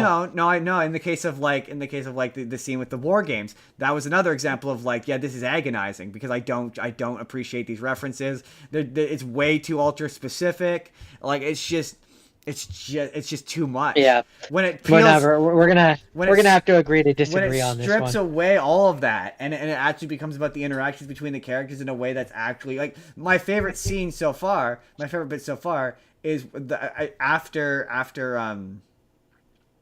his aunt, the scene where his aunt Sorrento, the scene with Sorrento and like that on, where they're talking about forming the alliance and all that. That stuff's 1,000 times more interesting and engaging to me than I could if I wanted to read a Wikipedia article, or listen to a Wikipedia. I'd read the Wikipedia. If I wanted to read about a scene from War Games, I'd go watch War Games. Like, I'm more interested in the story about this world than having them describe something that I can go look up myself. That's all this book in the beginning of it is. But we will come back another time, and I will tell you about the back half of the book, probably in a few weeks when I actually finish it. We'll finish this debate. But yeah, I just don't think. And to be fair, it's not a terribly well received book. Fundamentally, I would say that yes, the movie is a bad adaptation of it. Steven Spielberg, I understand why he was drawn to the material. But it's not really suited for him as it's presented in the book. That having been said, I like the movie better than the book. Ooh, Only because you sicken me. for the very basic reason that if the goal of the thing is to be thing I recognize, I care way more about watching Mechagodzilla fight the Iron Giant than I do hearing him spend pages describing Lady Hawk. But in the book, Justin, it's spoilers. It's Mechagodzilla versus Sentai. Not Sentai. Ultraman. I mean, yes, that would also be a thing I recognize, but I didn't get to see that. I got to see the Iron Giant fight Mechagodzilla. Which to me it just works better because like they're both from the same sphere of influence. Absolutely. And the idea of seeing a crossover like that on screen would be so cool. But like, especially if it was actually Mechagodzilla and not the abomination they gave us on screen. There's a lot of I don't know. See, I like this version of Mechagodzilla better than the one that shows up in Kong versus Godzilla. I think it looks more. I mean, you're comparing two turds. I mean, yeah, they're not great. They're not perfect looking Mechagodzillas, but I don't hate the Mechagodzilla. I thought he looked all right. But yeah, to me, there's more things I recognize in the movie, and if that's the goal of this thing is just to bait me with my nostalgia, it works. It's way more effective, in my opinion. But yes, it is a very bad adaptation. And hiss. It misses a lot of the point of the overall universe. It doesn't really go into the. It downplays the impact that the Oasis has on the world, culturally, economically. It downplays all of that. A lot of the characters get fucked. The Kaito and Saito or whatever the names are, they get fucked. There's a twist. I'm going to give away a twist, but there's a twist that H, his best friend, is a girl that they completely telegraph in the movie. That's actually a legit good twist. Like, they tee you up to think that Artemis is going to turn out to be a guy, and then there's a real good. They don't remotely set it up at all. Or butt ugly. Or butt ugly, yeah. They don't set it up at all. So that's a pretty good. That's a pretty solid twist that I can see coming because I know that it's coming. But if I didn't know it was coming, I wouldn't have guessed it. I mean, you know it's coming because you watched the movie first. A So little yes, bit, you know it's but coming. well, not even that I watched the movie. It would be the case. It's one of those like once you know the twist, you can spot the foreshadowing to the twist. So Right. But that's what I'm saying. You know the twist because you saw the movie my first. point is that watching the movie is irrelevant. I know the story. Whether or not I'd seen the movie, if I knew the story, it would be the same thing. What I'm saying is, if you've read the book and you reread the book, you will spot the foreshadowing that the twist is coming. I mean, yeah, but the first time you're experiencing it, if you're experiencing the book first, you're not going to know. No. You would definitely know in the movie. The movie, Exactly. That's why I'm saying it telegraphs it hard. It telegraphs it. Yeah. That's it for Ready Player One. For now, put a pin in it to be continued. So the first one that I watched was a 2024 Adam Sandler movie called Spaceman. I've heard it's okay. It's aggressively okay. I've heard it's okay. Definitely, probably one of the more serious roles that I've ever seen Adam Sandler try to do. Yep. Also, when I think space alien, I don't think psychic spider. I mean, what do you think?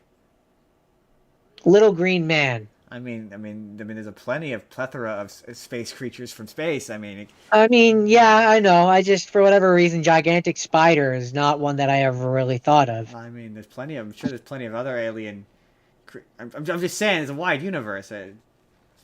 You're not wrong. I'm just saying, of the things I would have pictured, it's not one of them. I mean, fair. I guess because whenever I think alien, I think more humanoid.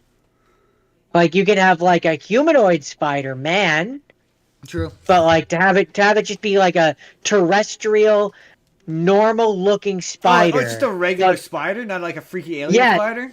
No, it's just a regular. I mean, it's big, like it's a big spider, but it's still just a spider. No, when you say big spider, are you talking like human size or like a tarantula? Yeah, like man size. Oh, I mean, okay, then that's still alien, suitably alien enough. No, it's just a big spider. We don't have big spiders on Earth. Sure, but it still looks like something that, like, even if you took what I guess I'm saying is it's because it looks like something that would form on Earth. Yes, it's bigger, but it still just looks like something that would come from Earth. It's not like it's because it's like a brown normal looking, like it looks like a big tarantula. It's not like it's like blue. I mean, I guess, but my point is it's still a big spider. We don't have big spiders. Yeah, but it's just a spider. Maybe if I saw the spider, I would match your indignation. But as it's described, it's big spider is still pretty alien. You go to an alien planet, you see big spiders. It's basically, in Harry Potter, not Aragog, not that size, but the size of his children. Oh yeah. I mean, I would consider it if I went to an alien planet, I saw big spiders, I'd be like, those are definitely alien spiders.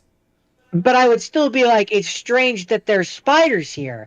Why aren't there like 20-legged like monsters that are here? Like something from Stranger Things.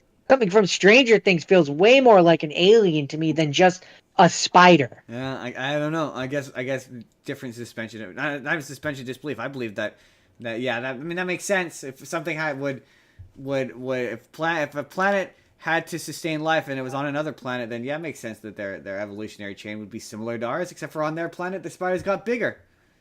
Yeah, I don't know. It's just maybe on their planet elephants are small. You don't know. Psychic spider was not really one that I would have expected, but it's an okay movie. Adam Sandler does a decent job with his acting skills. He's appropriately sad and pathetic looking. He's definitely old looking. Yep. It's him on a spaceship and there's people and it's a very slow movie. That I will say. Sorry. It's really annoying. Why did it keep talking? But overall, my phone. Yeah, it's fine. It's fine. It's fine. It's fine. Do you have any questions for me about it? I do not. All right. Well, then that is I was hoping it'd take longer. Spaceman. I'm just trying to find. Oh, where the heck is it?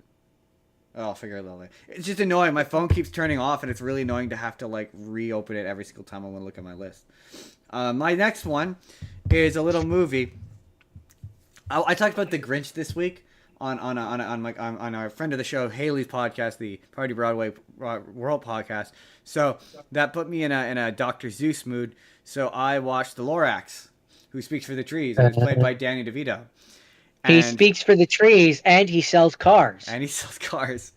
He sells SUVs, which is just fun. Like, yeah, we have where we live, we have a meal, adult Happy Meal, the Grinch meal, and there we go.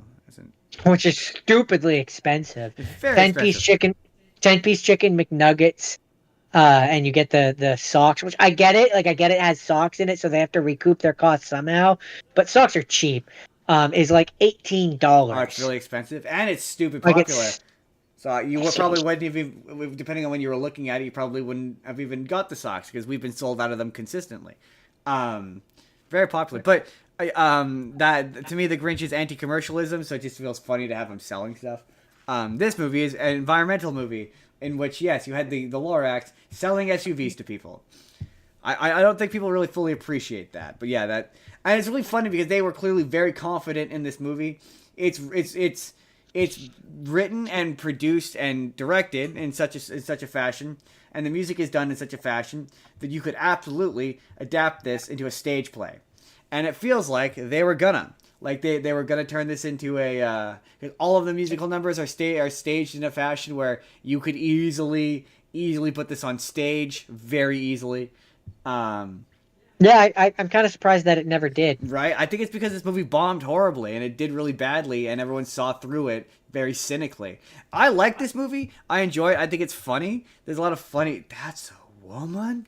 There's a lot of funny. A woman? Funny. I like the music. I like all of the songs. I think How Bad Can I Be is just generally a great villain song. I thoroughly enjoy that movie. Yeah, I mean, I like it. Yeah, like does it perhaps a tad miss the point of the original a little bit, but it's one of the consequences of like you're taking a character who wasn't really a character, turning him into a character kind of movie. Also, my one thing about it was, how old do you think is also Aloysius? What does that mean? Aloysius O'Hare. Yeah. What does that mean? What does Aloysius? Let's look it up. And while I do that, how old is he? Do you think? Him? 40. You think he's 40? Because the Onceler at the end, because this was driving me crazy. Because all the adults in that town are too old to not know what a tree is. Trying to Google Aloysius? Yeah, I'm trying to, and so I had to look up the character first so I can get how they spell it. I would have just looked up the lyrics. What does Aloysius mean? With German and Latin origins, Aloysius is a traditional yet underused name, meaning famous in war or famous warrior. Oh, so it's just he's famous. The famous O'Hare is basically what it's saying. Famous warrior is funny to me because he's so short. Right? So I could see it being a pun off But of yeah, that. it was the thing that was driving me crazy. I'm like, all the adults in this town are too old to not know what a tree is. Unless Aloysius is supposed to be, unless O'Hare is supposed to be like 90 years old. Well, no, but that's where it's like, if he's... It seems like an entire generation of people have lived in this city. Like it seems like Ted is like second generation person living in this city, and the Onceler, he's old now. He's got like a gray beard and mustache or whatever. So it had to have been at least 50. And the grandmother says that she saw a tree when she was a little girl. So like, how old is O'Hare? If we assume he's the only character who doesn't make any sense. You're right. I never thought about it before, but if we assume that Onceler when he's in his young form is like, let's say 18. Yeah, young man. And then like when he's the old man Onceler, let's assume that like 50, 60 years Enough that they don't have know what gone a by. tree is. So Like a generation of the people, at least. the grandmother at that point could be the little girl that's at the young, like when Rinsler is young, she Yeah. could be the young girl there. So like then that would mean that in that beginning part, when we see O'Hare and he's got the braces and he's like, yeah, what's next? Let's say that he's like 17 there, maybe Okay. 16 because he's got braces, so he's Yeah. like a high schooler. And 60 years pass, so like he's like what, 66 there? He looks good for his age, I guess is what I'm He saying looks there. he looks good for his age, Unless he's all that supposed to be like money. an adolescent, like a kid. I mean, maybe he's supposed to be in his like 30s. Maybe. Because like it's just he's the one character in that movie that doesn't make any sense in terms of the timeline. Like the amount of knowledge they lack on the environment just sort of says that they've been living in this town for multiple generations. I doubt Google's gonna help you. I just want to see what it has to say. But that's pretty much it. That's pretty much it for the Lorax. That's all I got. I just realized I did 3 book adaptations this week and 2 musicals, if you count The Giver as a musical. Which I do. There's enough songs in there that Doesn't really say, unfortunate. I'm absolutely gonna Google it later though. Be It just says a short middle-aged man. middle aged. That doesn't make any sense. I have to go to Google to be like, am I the only one who had this thought when watching this children's movie? That's otherwise okay. You probably were, because I never thought about it before. Doesn't make any sense. So is that all you have to say about the That's Lorax? it. The Lorax speaks And for the trees. the one who speaks for the trees and the Subarus. I will say the bit when he comes back at the end and he slowly floats back down and then the one like gives him a hug. I love that scene. It's really good. It's an emotionally manipulative movie that is very effective at points. It really is. It really is. So, in previous weeks, I talked about Dragon Ball Resurrection F and how it was a bad sequel. Now I'm going to talk about Dragon Ball Super Broly, and how it is probably my favorite Dragon Ball movie. Ah, it's so good. I can't say that it's my favorite, only because I think It's definitely one of them. it's definitely top 5 easy, but I love Dead Zone so much, and that movie is such an integral part of my childhood. It's why I love Dragon Ball Z. So like, more than anything, that movie is why I love Dragon Ball Z. So it's hard for me not to say Dead Zone is my favorite, but it's a solid second. It's just it. I mean, yes, does it turn Goku into Superman? It does. But it does it so well. It's the only one of them that I would qualify as an actual movie with a 3-act structure. Yeah, I would agree with that. It's got beautiful animation. It is, well, other than some of the fight scenes where they just kind of turn into a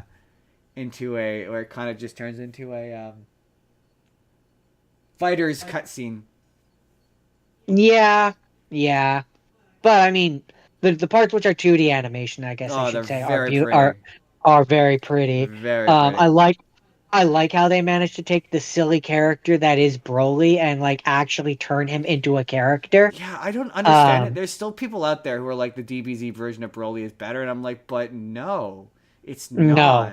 I love that character. He's fantastic. He's not. He's a fun like monster for them to fight, but in terms of an actual character, he's not a character. Right?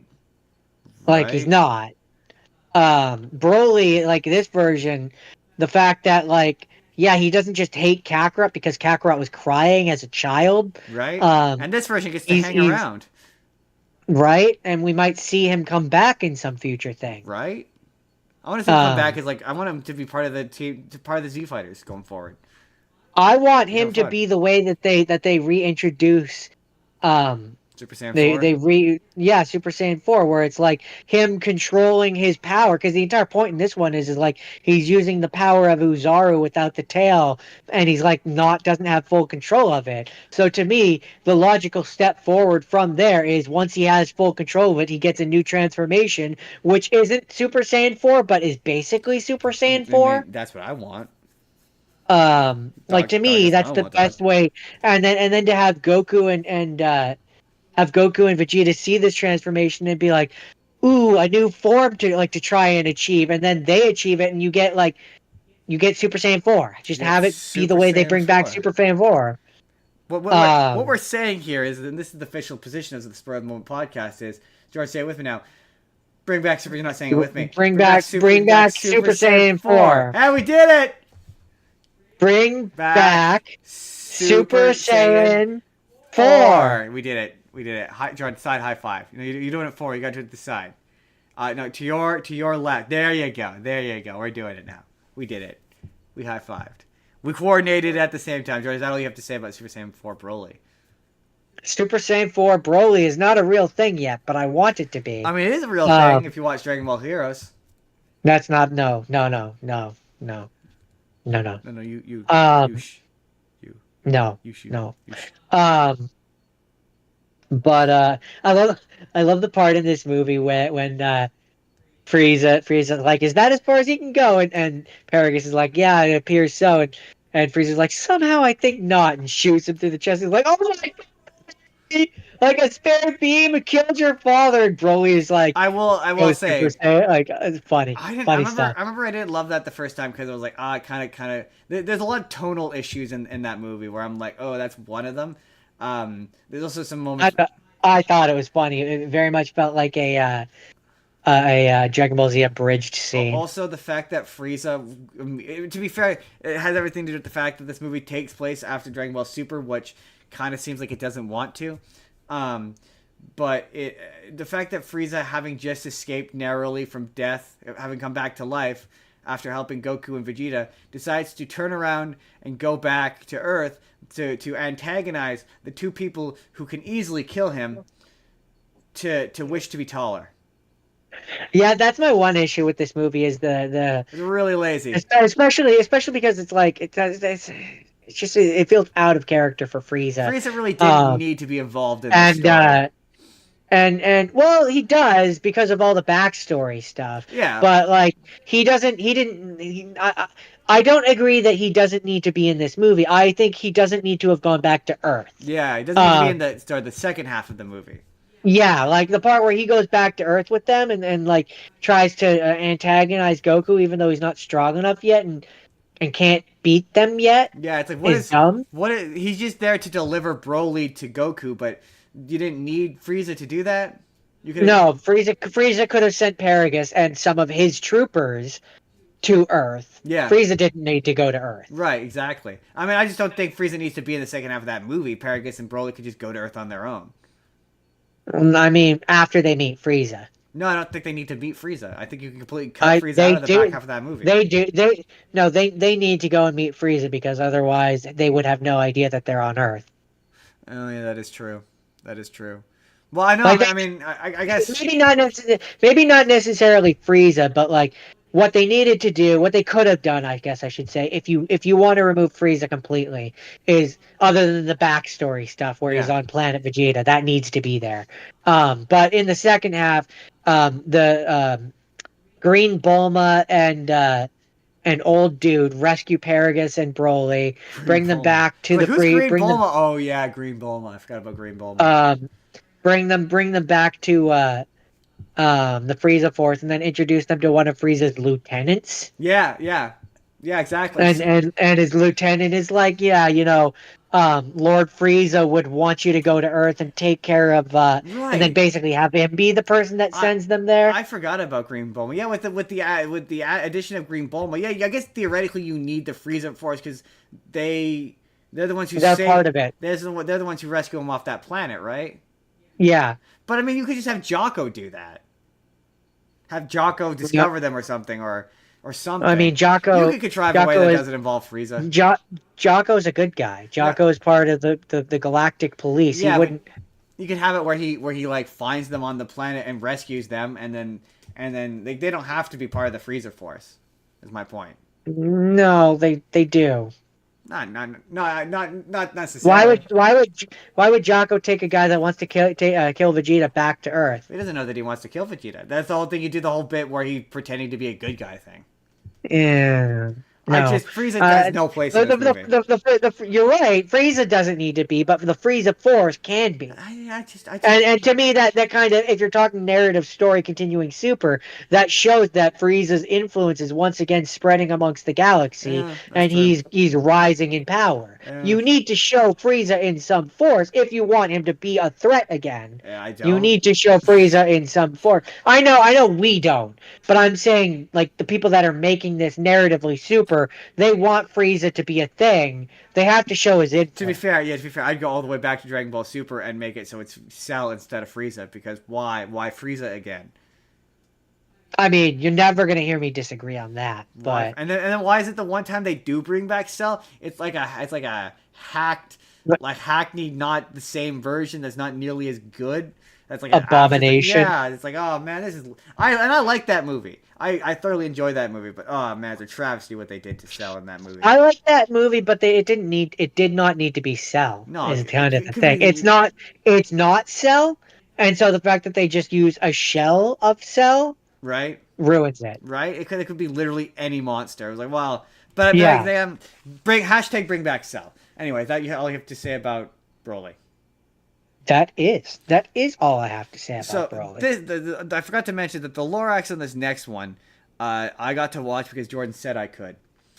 So this next one, Yes, I did. this next one I watched wasn't a movie or a TV show. It was a musical And the phrase is, because I allowed it, you heathen. because he allowed it.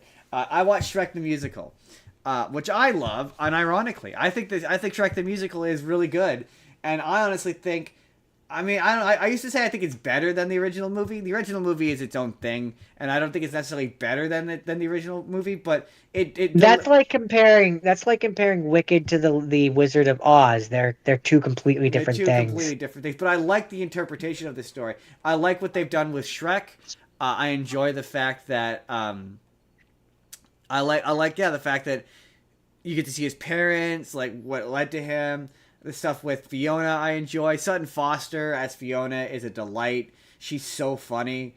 I honestly think she's way funnier than Cameron Diaz is as Fiona, and I really enjoy Brian Darcy James as Shrek. This play is sort of similar to those Disney movies where when they're just doing lines from the movie, it's awful, but when they're allowed to like interpret the material in their own way, it's really good. So what you're saying is, the original movie is like this small onion with like just a few layers, and then you have this much bigger onion with much more layers. I don't know why I'm doing an accent. Absolutely. Much more layers and more depth and more things. Yeah, absolutely. And I think the music's good. I really love Who I'd Be, the song that closes the first half. It's really good. Farquaad is so much better. He's so bland in the original movie. In this, he's so funny. He does all these really funny back and forth, like fourth wall breaks with the audience. There's a really funny.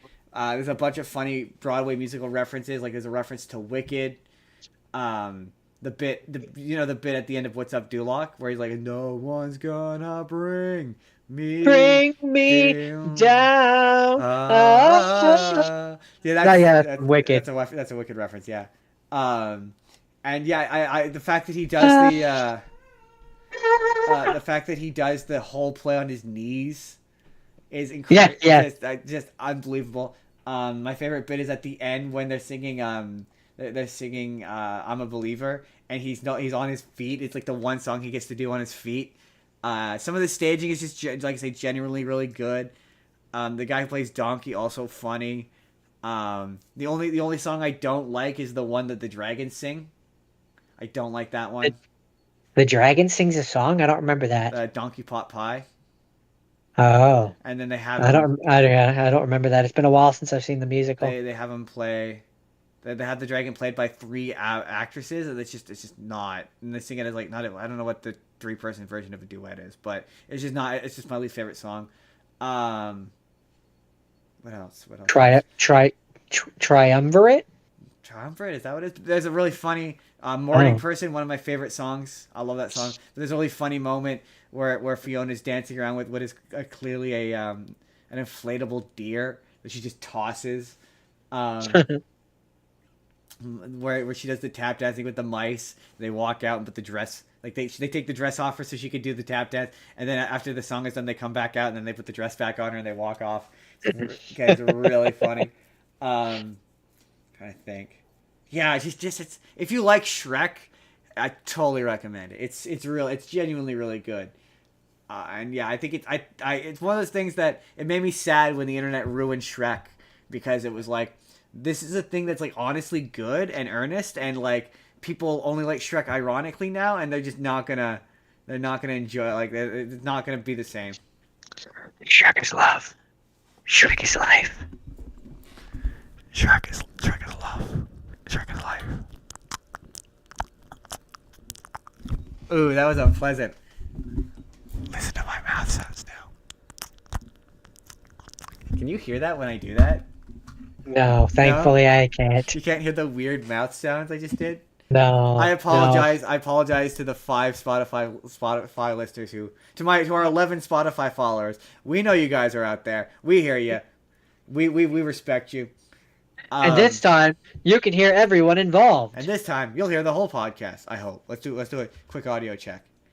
Yeah, according to Spotify, where you can still hear us. But no, it's really good. John, the guy who plays Pinocchio, is also just very good. Highly recommended. Totally worth checking out, and the music is also good. Let's check the musical. So my next one is called Tower Heist. Ben Stiller. And Eddie Murphy, right? Eddie Murphy. You've got Casey Affleck, Adam Alda, Matthew Broderick. Gabriel said The it right. rest. The rest. And they're trying to rob Eddie Murphy, right?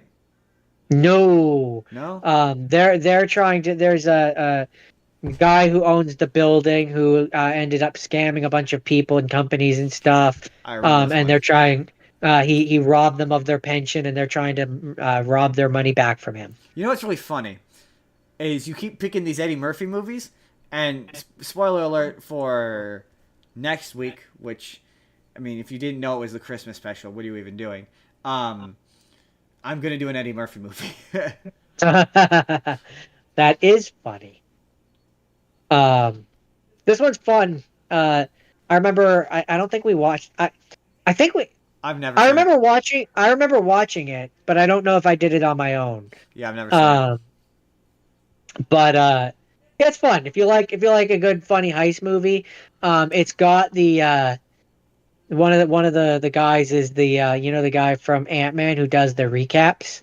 Oh yeah. I forget his name. I know who you're talking about. It's got him in it too. If you like Ben Stiller movies, it's a Ben Stiller movie. It's a Ben It's Stiller up there. movie. Did he direct it? Do you know? Or is he just starring in it? Directed by Brett Ratner. Oh, Brett the Rat Ratner. Written by Ted Griffin and Jeff Nathanson. All right. Apparently, it's based on a story by Bill Collage, Adam Cooper, and Bill Collage. and Griffin. All right then. Is that it, Jordan? Um, Do you have anything exciting to say about Tower Heist other than it's all right? It had a budget of 75 to 85 million and had a box office of 152.9 million. All right. It's So one it of those ones wasn't- that it's one of those ones that I almost watched it once. That's during that period when I worked at the movie theater, I believe. I don't know why I haven't seen it. I wanted to watch it. Maybe I will. The bad guy is Alan Alda. I don't know if that name means anything to Oh you. yeah, Alan Alda. Okay, yeah. Oh, that I quite like him actually. So he's fairly he's enjoyable in He's this one. Alan Alda. What is he?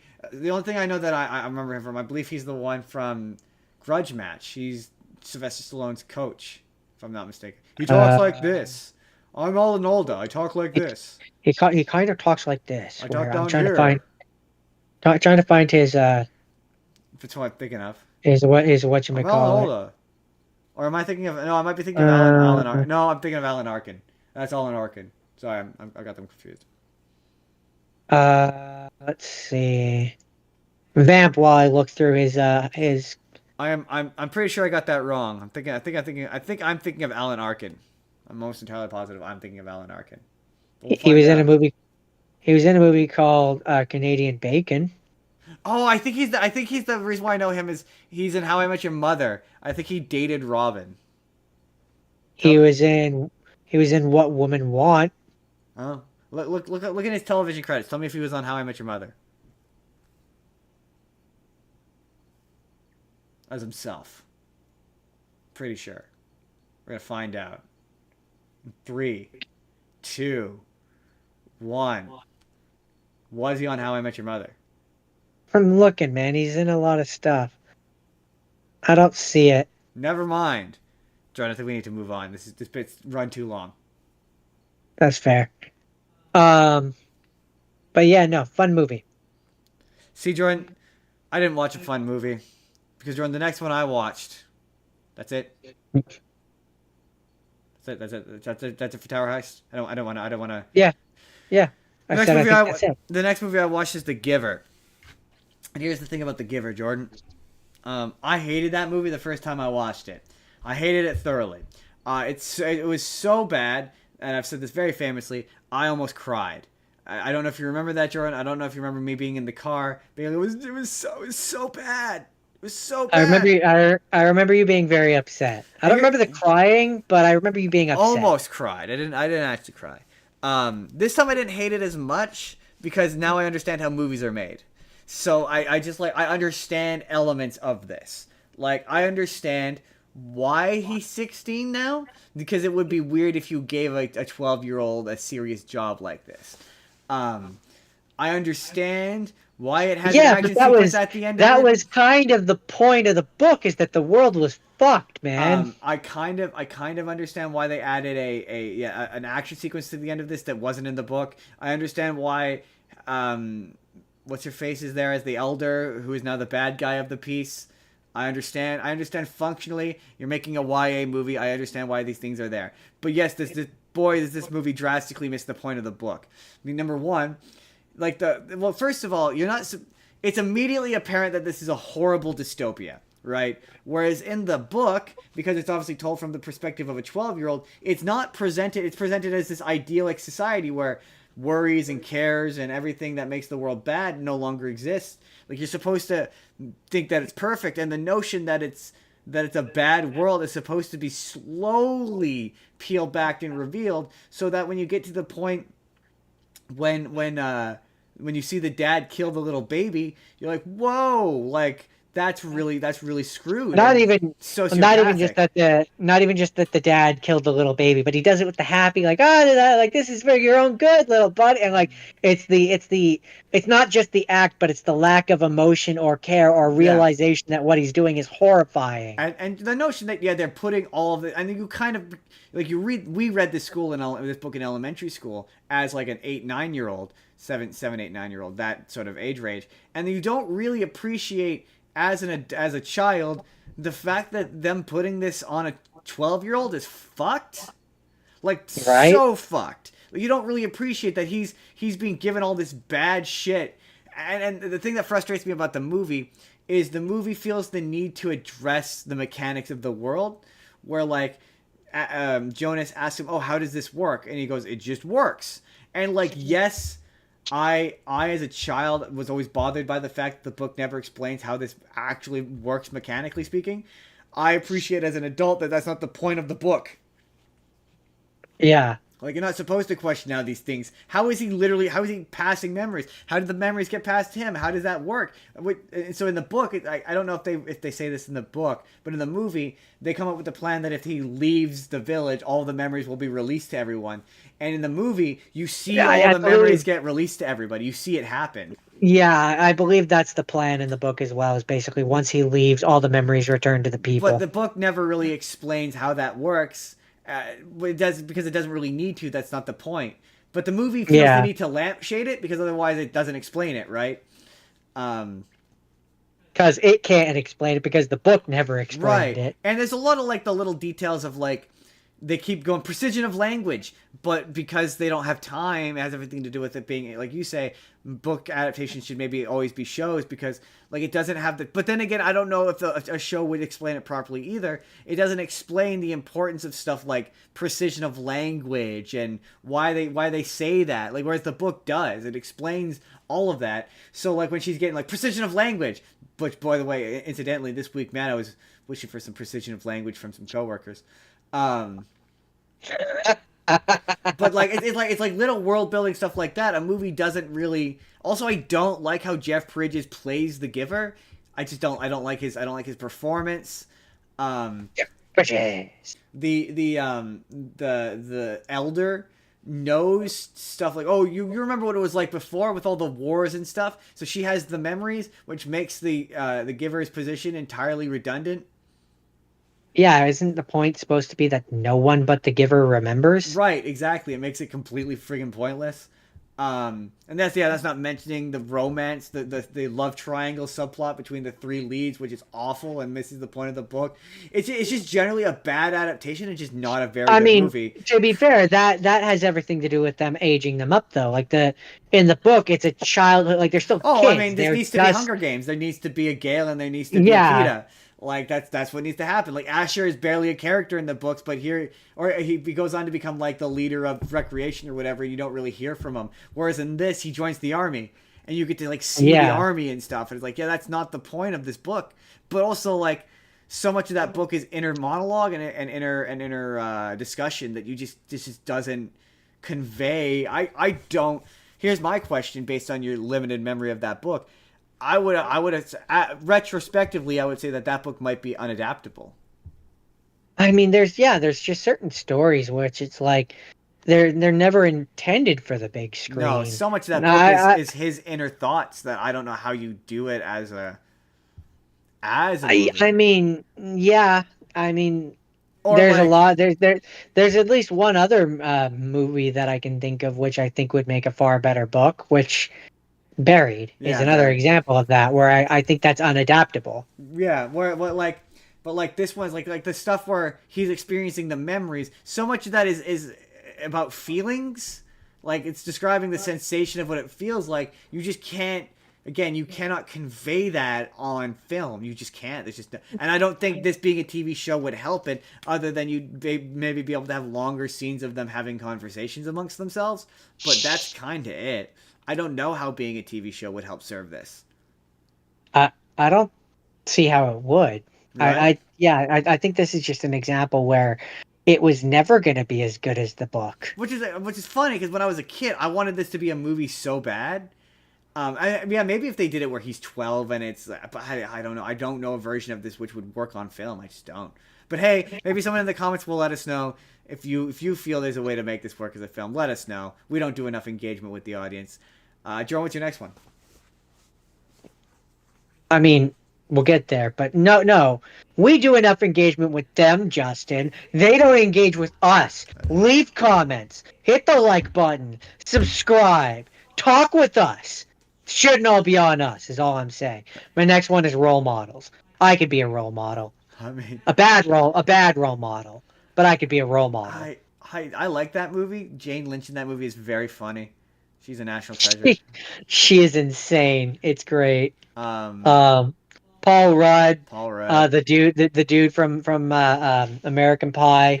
I feel like there's a line from this movie that we quote all the time, and it's just I'm totally drawing a blank. There's something about this movie that we constantly call back to in our personal lives, and I'm totally blanking right now. I don't know. There's a lot in it, which is funny. I love the the LARPing stuff. This movie makes it look fun, like fun enough right? that I would be interested in trying it if it was like this, but it would never be this organized. No. McLovin is funny in it. McLovin is funny in it. It's got Mr. Chow from The Hangover is in it. He's the king. Yeah, he's the king, right? I forgot about that. Yeah. And then there's good old Paul Rudd, who's he's just a dick for most of it and Right. funny. He's Paul Rudding all over the place. The beginning part where he's like, Venti is large, something is large. This is large. This is large. Venti is the only one which isn't large. Congratulations, you're stupid in 3 languages. and I'm just like, whoa, what a dick. Coming in hard. And then the girlfriend at that point is like, Venti means 20, as in 20 ounces, which is large, you dick. And then he's like, and then Paul Rudd's character's like, is that true? Is that, interesting. And I'm like, it's funny. It's funny. It's got a lot of funny moments in the movie. Don't bullshit a bullshitter, I think is the thing you're thinking of. Oh yeah, maybe it's don't bullshit a bullshit. Yeah, I'm positive it was something. I don't remember. Jamie Lynn's don't bullshit a famous line. You don't. I'm the master bullshitter. You don't bullshit a bullshitter. The when they're doing the beginning part, when they're selling advertising the energy drinks, doing the don't do drugs speech, and he freaks out, and then the Minotaur truck ends up like on the cow statue or whatever, and I'm like, ha, that's funny. That's a funny visual joke. Although I will say, I think there is a real missed opportunity in this, where the final part where they all dress up as the band members of Kiss to be Kiss My Anthea. I think it was a real missed moment where they should have had a fun callback to the original where Stifler is dressed up in the Minotaur costume. That'd be funny. And then all the people at the place are like, they got thine mighty Minotaur to fight for them. Like I think it was a real, because instead he's just dressed as a member of Kiss, which granted is funny because it's got the Kiss music playing, but it's just like you got a bunch of nerds there, and you don't have the guy dressed in the Minotaur costume. Missed opportunity. It does feel like a missed opportunity. Jordan, is that it for role models? That's it. I could be a role model. Jordan, a bad one. Jordan, how many more rapid fires do you have? I think that's the last one. Oh, excellent. I have one more. Perfect. We are trucking right along, Jordan. We are at an hour. Oh, no, sorry. I do have one more. It's Land Before Time. Oh, okay. Good. We're trucking right along, Jordan. We're at an hour and 40. This might not be 3 hours this week. Yay. We'll see. Anyway, my final rapid fire for this week is a little movie called The Troll in Central Park. And here's my history with The Troll in Central Park. I don't like this movie. I'm just going to bury the lead right away and say it's a bad movie. Bad Don Bluth. Bad movie. I didn't like this movie as a child. I first watched it, I think, when I was 6 or 7. It scared the bejesus out of me. It was a very frightening movie to me, a very upsetting movie. And I could never quite articulate why I didn't like this movie, and I've never really rewatched it as an adult until somebody said I had to. So, this movie's very bad. It's not very... I was of the opinion that all of Don Bluth's movies were at least okay, but, like, even Don Bluth doesn't like this one. He apparently famously disavowed it in, like, an interview at one point. Okay, number one, it exists in a direct response to Disney because there's the troll queen who is very much coded to be Ursula. She's meant to be Ursula. But the problem with this movie is the kids are too young. That's really every issue I have with this movie all comes back to the fact that the kids are too young. So, like, I don't know, maybe it's because I live in 2024 and my sensibilities are just different than they were in 1994, but he's like 7 and she's 2, and they're out in the park alone all day, and not one adult says anything. In New York, you're missing a big part there. Like, yeah, no, they're getting snatched. And the kid is I remember when I was a kid thinking the kid was annoying, and now as an adult I think he's exceptionally annoying.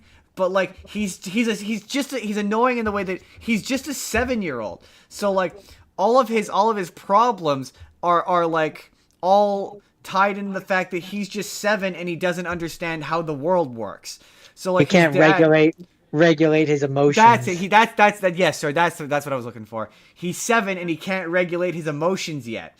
So like, and as a character, he's written as a 7-year-old, so he's not really relatable. So as a kid, I didn't like this kid because I didn't find him relatable. And as an adult, he's too young, and I'm constantly worried about his safety. But not in like a or certainly for not in a fantasies like a fantasy he's going through a fantasy world kind of way, but in a very real, he's in Central Park in New York and he's 7 and I'm worried that he's gonna fall in the yeah, pond, especially or like get hit crossing the street, especially or with the 2-year-old who can't it's hard to become invested in a character who speaks in baby talk. And it really doesn't matter what it is. Hearing a baby cry is unpleasant. It makes there's an action sequence in this, a fantasy sequence where she makes the kid cry and it like floods everywhere and they have to get in the boat to escape. And it's an upsetting scene because they're both crying, and there's just something inherent in you as a person that when you hear a child cry, like genuinely cry, it's not pleasant feeling. It's just not. It doesn't make this. It makes the sequence unfun, and you're just like, why are you picking on this 2-year-old? Like, surely there are adults you could fuck with. Like, why are you doing this, troll queen? And and so the movie is also an hour. Check on someone your own size. A little bit, and like the movie's an hour and like 10 minutes long, and 30 minutes of it is just whimsical musical numbers showing off how well, oh, I forget his name. Oh, what's his name? I have to look it up now. The guy who plays Itchy, Dom DeLuise. It's just an exhibition to show off. Sorry, it's really distracting. How well Dom DeLuise can sing, because it's like the first 30 minutes are just whimsical musical numbers about him singing how he wants the world to be green, and that's kind of it. And then out of nowhere, in the second half, the troll queen shows up, and she's like really scary. Like, she's way too scary for the target audience. So this movie is like, and the musical numbers are so boring, and the music's not very good. So like the sections where it's whimsical, and it's funny because I read a review that was like, oh, this is a movie made only for children. Like, only young children will enjoy this movie. But no, they won't, because it's so fucking scary. Like, it is an upsetting movie, and I can say that because it scared the bejesus out of me as a child. Like when he turns. When the troll king shows up and Stanley gets turned into a stone, it's like upsetting in a way that doesn't feel good. I remember that being upsetting as a child. Yeah, like it's upsetting in a way that doesn't. It's like it doesn't reward you by being in equal measures happy or fun or exciting. And it's not long enough for you to really get to know any of these characters. And like I say, the children are too young to either be relatable or for you to like want to follow them. Like, I think there's also just the fact that part of the reason why that scene where Stanley's turned into a statue, why it feels as dark as it does, is because the kids are so young. Stanley is the most responsible and powerful adult figure there. So when he loses to the queen, I mean, you feel really, really worried for those kids that have no chance. Right, and like him getting turned into a troll is it's upsetting. And exactly. Like Stanley's interactions with the children are weird. Like they don't feel familial or friendly. They feel. It's hard to describe if you're not watching it, but they're just really strange. Like, he's friends with a 2-year-old. I think the word you're looking for is predatory. It comes across as I know it's not the intent, but it comes across as such because she's so young. He's like, oh, these are my friends, and it's like, dude, go make adult friends. Like, Michael Jackson wants to talk to him. Right? Like, it's just like. The very simple solution is make him 10 or 12 and make her 6 or 7. Give them agency. Give her agency. And make Stanley a kid. Yeah, or make Stanley a kid. But no, even then I would say that the kids are still too young. Like I would age Oh up. yeah, absolutely. I'm just saying, age them up and age Stanley Stanley down down, into yeah. a kid. Yeah, into a kid, yeah. And then you could do the Troll Queen as like a scary maternal, like, oh, you're always scared of your of like a maternal or like, you know what I mean? Like I mean, at that point, I would make it where Troll Queen's like Stanley's uh, mom or something, yeah, she's his mom, and he's the one strange one in the family who doesn't want to do what the family wants. right? But to be I mean, fair, they did a lot of Disney movies yeah. that were like Like this that. doesn't need So much to fix. Like yeah, but yeah, my biggest point is that those kids are just too young. Like they're too young. It makes the movie not work. Like fundamentally, every yeah, problem I have stems from that issue. like I would the boy is not too young if he's the young one. Exactly. Like if you have like Even there's then, it's the older borderline. brother who's like 12 or 13 and he's the irritating young brother, like 8 or Yeah, 9-year-old yeah. brother, like TK. He's TK. He's according to Wikipedia he's 7, but he skews 5 to 6. Is how he skews in my opinion. I'm just like if you made it where he was like 9. Yeah. It's what I'm saying is you're right. If you skew him older, so he's 8 or 9 as opposed to 6 or 7, which he clearly is. Yeah, it would work way better. And yeah, you And add you a bit have, of whimsy. I Also, mean, like yeah, an additional 20 minutes probably would have helped this. to me, yeah, you like the way that I would do it is I would age Susie, I believe it's the Susie. Yeah. girl. The girl, yeah. I would age her up to 9 and I would age him up to like 12. Absolutely. Or even if she's 6 or 6, she's 7 or 8, but she's a girl, so she's a bit more mature. Yeah. Yeah. Yeah. Like totally, it works infinitely better. Also, yeah, what I'm discovering with animated movies from the 80s and 90s is animation is well, other than maybe Jetsons. Jetsons I didn't think needed to be all that longer, but this movie could do with another 10-15 minutes. I mean, the reason why you didn't feel Jetsons needed to be was because that was like an hour, what, an hour 10? Hour. I think it was almost an hour and a half. Yeah, like Yeah. it was long enough. This is like this one and Land Before Time are like not even an hour 20. Yeah, I used to very much be okay. Oh, also, we're gonna this will dovetail and transition nicely into Land Before Time. Don Bluth has a boner for traumatizing children. No, I shouldn't say it that way. That sounds bad. But no, I'm gonna rephrase that. I'm gonna rephrase that. Don't clip that out of context. Don Bluth had a thing for traumatizing children. There we go. That's better. I mean, I'm gonna take that and I'm gonna make it. Don Bluth was good at traumatizing children. I would say he absolutely desired to. It was he wanted to scare children because all of his movies are scary. All of them are scary. Which segues nicely if you're done. Yeah. I'm just saying they're all scary, including. You've queued me up for my last rapid fire, which is The Land Before Time, the first one before it got all cutesy and That movie sickening. is so much more upsetting than people realize. Like it's really it's dark in a way that like people don't remember. It's kind of wild. Yeah, like his mom dies pretty fast. And brutally too, from what I remember. Pretty like I mean like she's fighting a T-Rex, the T-Rex like the earthquake happens, T-Rex falls and then she's dead from fighting him, presumably, and it's. I mean, I remember. Why are the sharp teeth the only ones not capable of talking? That bothered me the entire time. Even if he had been like a like shortened speech like Grimlock, where he's like, "I'm kissing now," like that would have. But like what?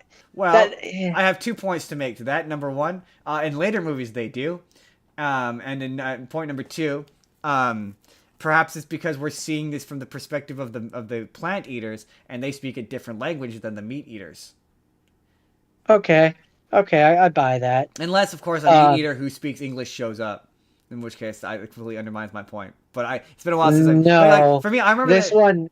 This one follows the kids trying to get to the Great Valley. I remember the tar scene being really upsetting. Yeah, there's a lot of upsetting in this. Also, the Triceratops girl is a little brat. She sucks. She sucks. I never liked her. When I was a kid, I never liked her. She's the worst. She is the worst. There's a person that I remember from my young ages who she reminds me of. Yeah. Or who she used to be. Makes me very much think of that person. But also, beautifully animated. Still looks phenomenal. Oh, it's a beautiful movie. It's Some of just his movies are starting to look a bit old. Like some of it's them a are. it's a little dry, I will say. Goes a little slow Yeah, for me. that one's more about look at how we animated dinosaurs. That one's Yeah. yeah. That's pretty much that one's an Um, exhibition for his animation. No, there's not much story. There's not much story in Land Before Time 1. Land Before Time 1, very much though. It's funny, like knowing where they end up and how, like what it very much feels like a prequel to a children's series. Oh yeah, I mean that was a franchise they eventually did make it into an animated series, but they were desperately trying. That was like one of the most merchandised uh series ever when we were kids. Like it was everywhere. So that probably was what they were gunning for. Um, I don't know if this is what they were gunning for with this one, but I think the studios saw this one once it came out and were like, we could do it to this. It's hard to. We're gonna get Jake on here to do a full like vivisection dissection of his filmography, and we'll talk about him more generally because I'm like fascinated by him and like what he thought he was doing like during the 90s. Like, yeah, did he intend for this to have 50 billion sequels? Was it supposed, like, what were the thoughts there? I would like to come back to this. Because like the way that it ends, it doesn't, like, it feels like an ending. Like it doesn't feel like there was supposed to be more, but it's also written in such a way where I could also believe that there was if this does well, maybe we'll make more intention. It's hard to say. Yeah, it's hard to know because I mean that movie I believe came out, correct me if I'm wrong, 89 or 88. 88. Ah, yeah, nailed it. They didn't think that way back then. It's really no. They made them, and hey, that's kind of what we need to go back to. But yeah, they made the one movie, and then if they got another one, they like, but no, you They didn't. figured out a way to make a sequel later on. Exactly, you never made a movie with the intention of making a sequel. I don't really have a lot more to say about this one, which is why I flipped it into a rapid fire. But it's traumatizing. It is sufficient. I don't remember that one. I don't remember that one being nearly as traumatizing as. But I think it's because with that one, there's so many of them that my mind blends them all together at a point. Like my favorite one, I remember the later ones more than I remember the original. Like my favorite one is I always mush them together, but it's the one with I like the second one, the one with the little T-Rex. But there's one where it has like a bunch of bully characters.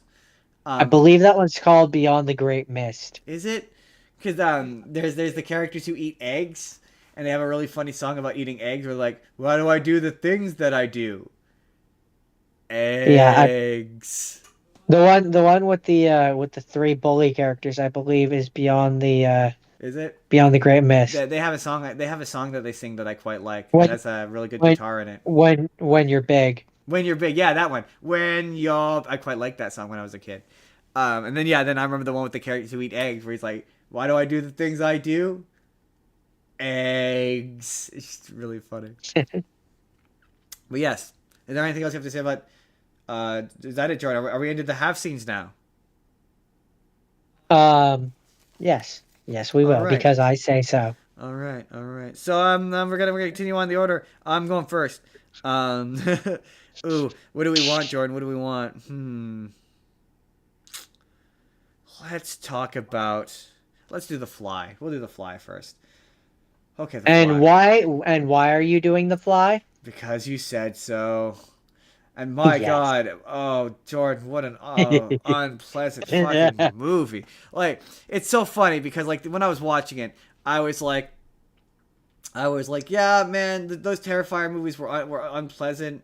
And man, yeah, they were gnarly, and yeah, Hostel was, but there's just something about him tearing his fingernail off that made me flinch in a way that none of those movies did. I was like, stop it, please. And there's so much of him like peeling off his skin, and like, it's just a really gross and unpleasant movie. But like, my God, it's just an incredible performance from Jeff Goldblum. Like, and those effects hold up. Oh, they hold up tremendously. I was watching I had to turn off a clip of it of a YouTube video I put on earlier, where it was Jeff Goldblum talking about that movie because they were showing clips from the movie, and I was like, I can't. It makes me physically ill. Like, I can't. It's really gross. Like he's like, the Brundlefly is such an unpleasant, disgusting character. It's so funny that we've come back to this because and we're gonna come back to our origins in a bit. But this is our third attempt at a show. And our second show, we watched this movie to do an episode on it, and we were like, we can't make this funny. How do we make this funny?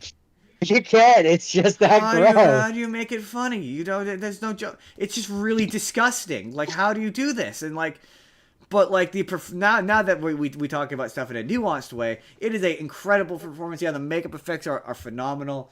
My favorite bits are, Jeff Goldblum. He's doing Jeff Goldblum, but there are moments where he freaks out, where he stops doing Jeff Goldblum. Like his voice just becomes a normal man. It's very strange. It's very weird.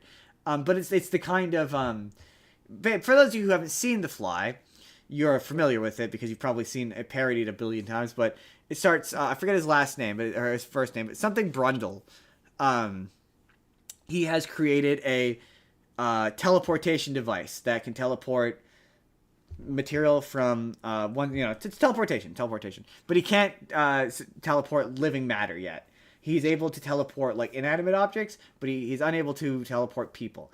And his entire motivation for doing so, which I didn't remember or know, is that he gets car sick. He can't fly in planes or go in cars because he gets physically nauseous. He gets motion sick. So that's his motivation for creating this thing. But the thing is, it can teleport matter, like it can teleport objects. So it's kind of like this thing would be invaluable as it currently is. Like, why are you not selling this and then using the money to then like funnel funds into it to then work on putting like people through it? But eventually, he gets he thinks, because the main, it also stars she was in Beetlejuice, Gina Gershon. I'm just trying to think. She's the mom in Stuart Little. Okay, yeah. Yeah, she is in it as a reporter who is his love interest. Oh yeah, as an aside, if you want to see Jeff Goldblum fuck a lot, this is the movie to do that. If that's ever been your desire for the ladies out there. Join together now. Finger guns. Hey, for the ladies. Don't or the guys. Or the guys. Or Come for on. the guys who want to watch Jeff Goldblum fuck a lot. Those who like Wang. Those who like a little Wang. So she has had a relationship with her editor, and she's sort of developing this relationship with Jeff Goldblum. And Jeff Goldblum thinks that she is going back to him or cheating on him with him because they start to date. And so in a fit of drunken rage, he decides to test the machine on himself. Oh, so I should say also, prior to that, he had tested the machine on a baboon, and it turned him inside out. In a really unpleasant scene where you get to see this baboon inside out. It's really gross. So he manages to put the baboon's brother or sister or whatever through the machine, and the baboon's fine. And so he is now decided he's going to test the machine on himself. So he goes through, and accidentally he goes through with a fly. And his fly and the fly's DNA get merged together. And the rest of the movie is him slowly and unpleasantly turning into a fly monster. And I say all that little preamble to say that the most interesting part of this movie for me is that it's the idea of time travel, of teleportation, of what gets left behind, basically. Is like, if it breaks you down and then rebuilds you, are you still the same person that you were out the back of it, or are you a new person, right? Are you the same person you always were? Or, I mean, you're a new person. Clearly, this movie believes that because it puts two people together. Right. So this movie subscribes to the idea that the version of you that you were dies, and then the new version emerges. And initially, he's really strong and I said there's a scene where he's been having sex all night, and he's really virile, and he's really strong and fast and whatever. And he initially thinks that the machine essentially like.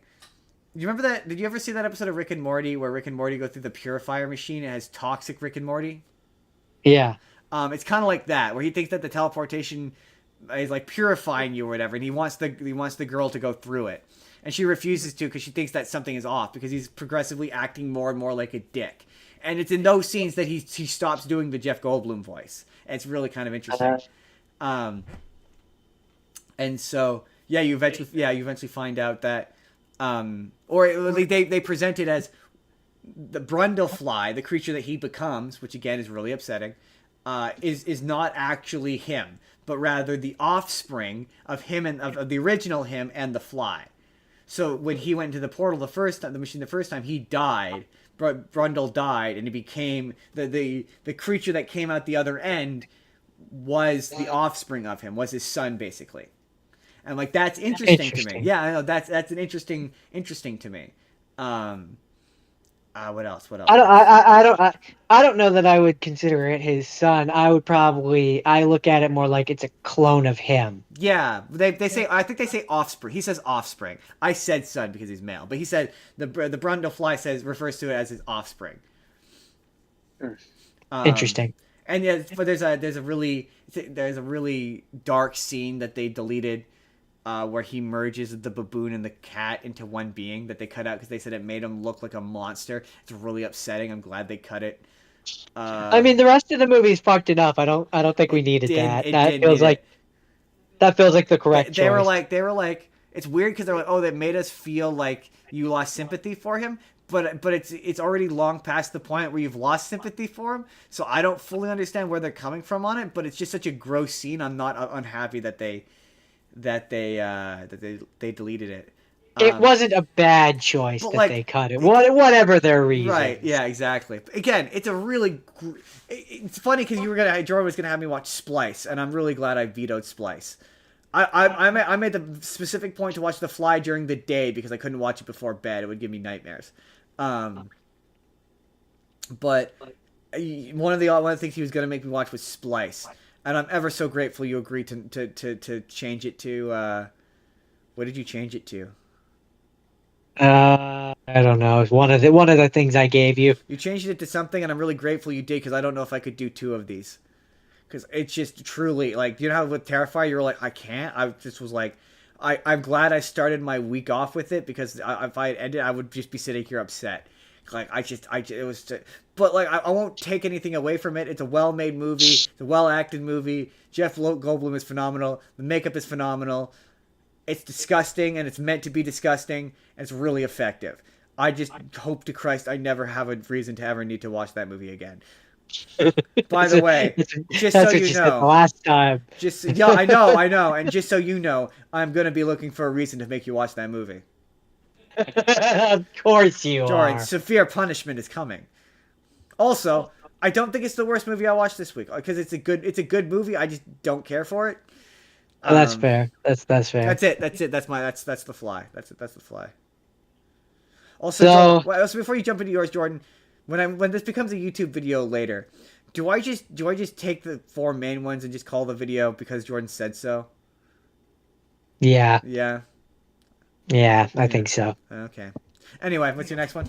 What's your first have scene? My first have scene. So for a minute, Justin, imagine that we lived in a world where there was no such thing as lying.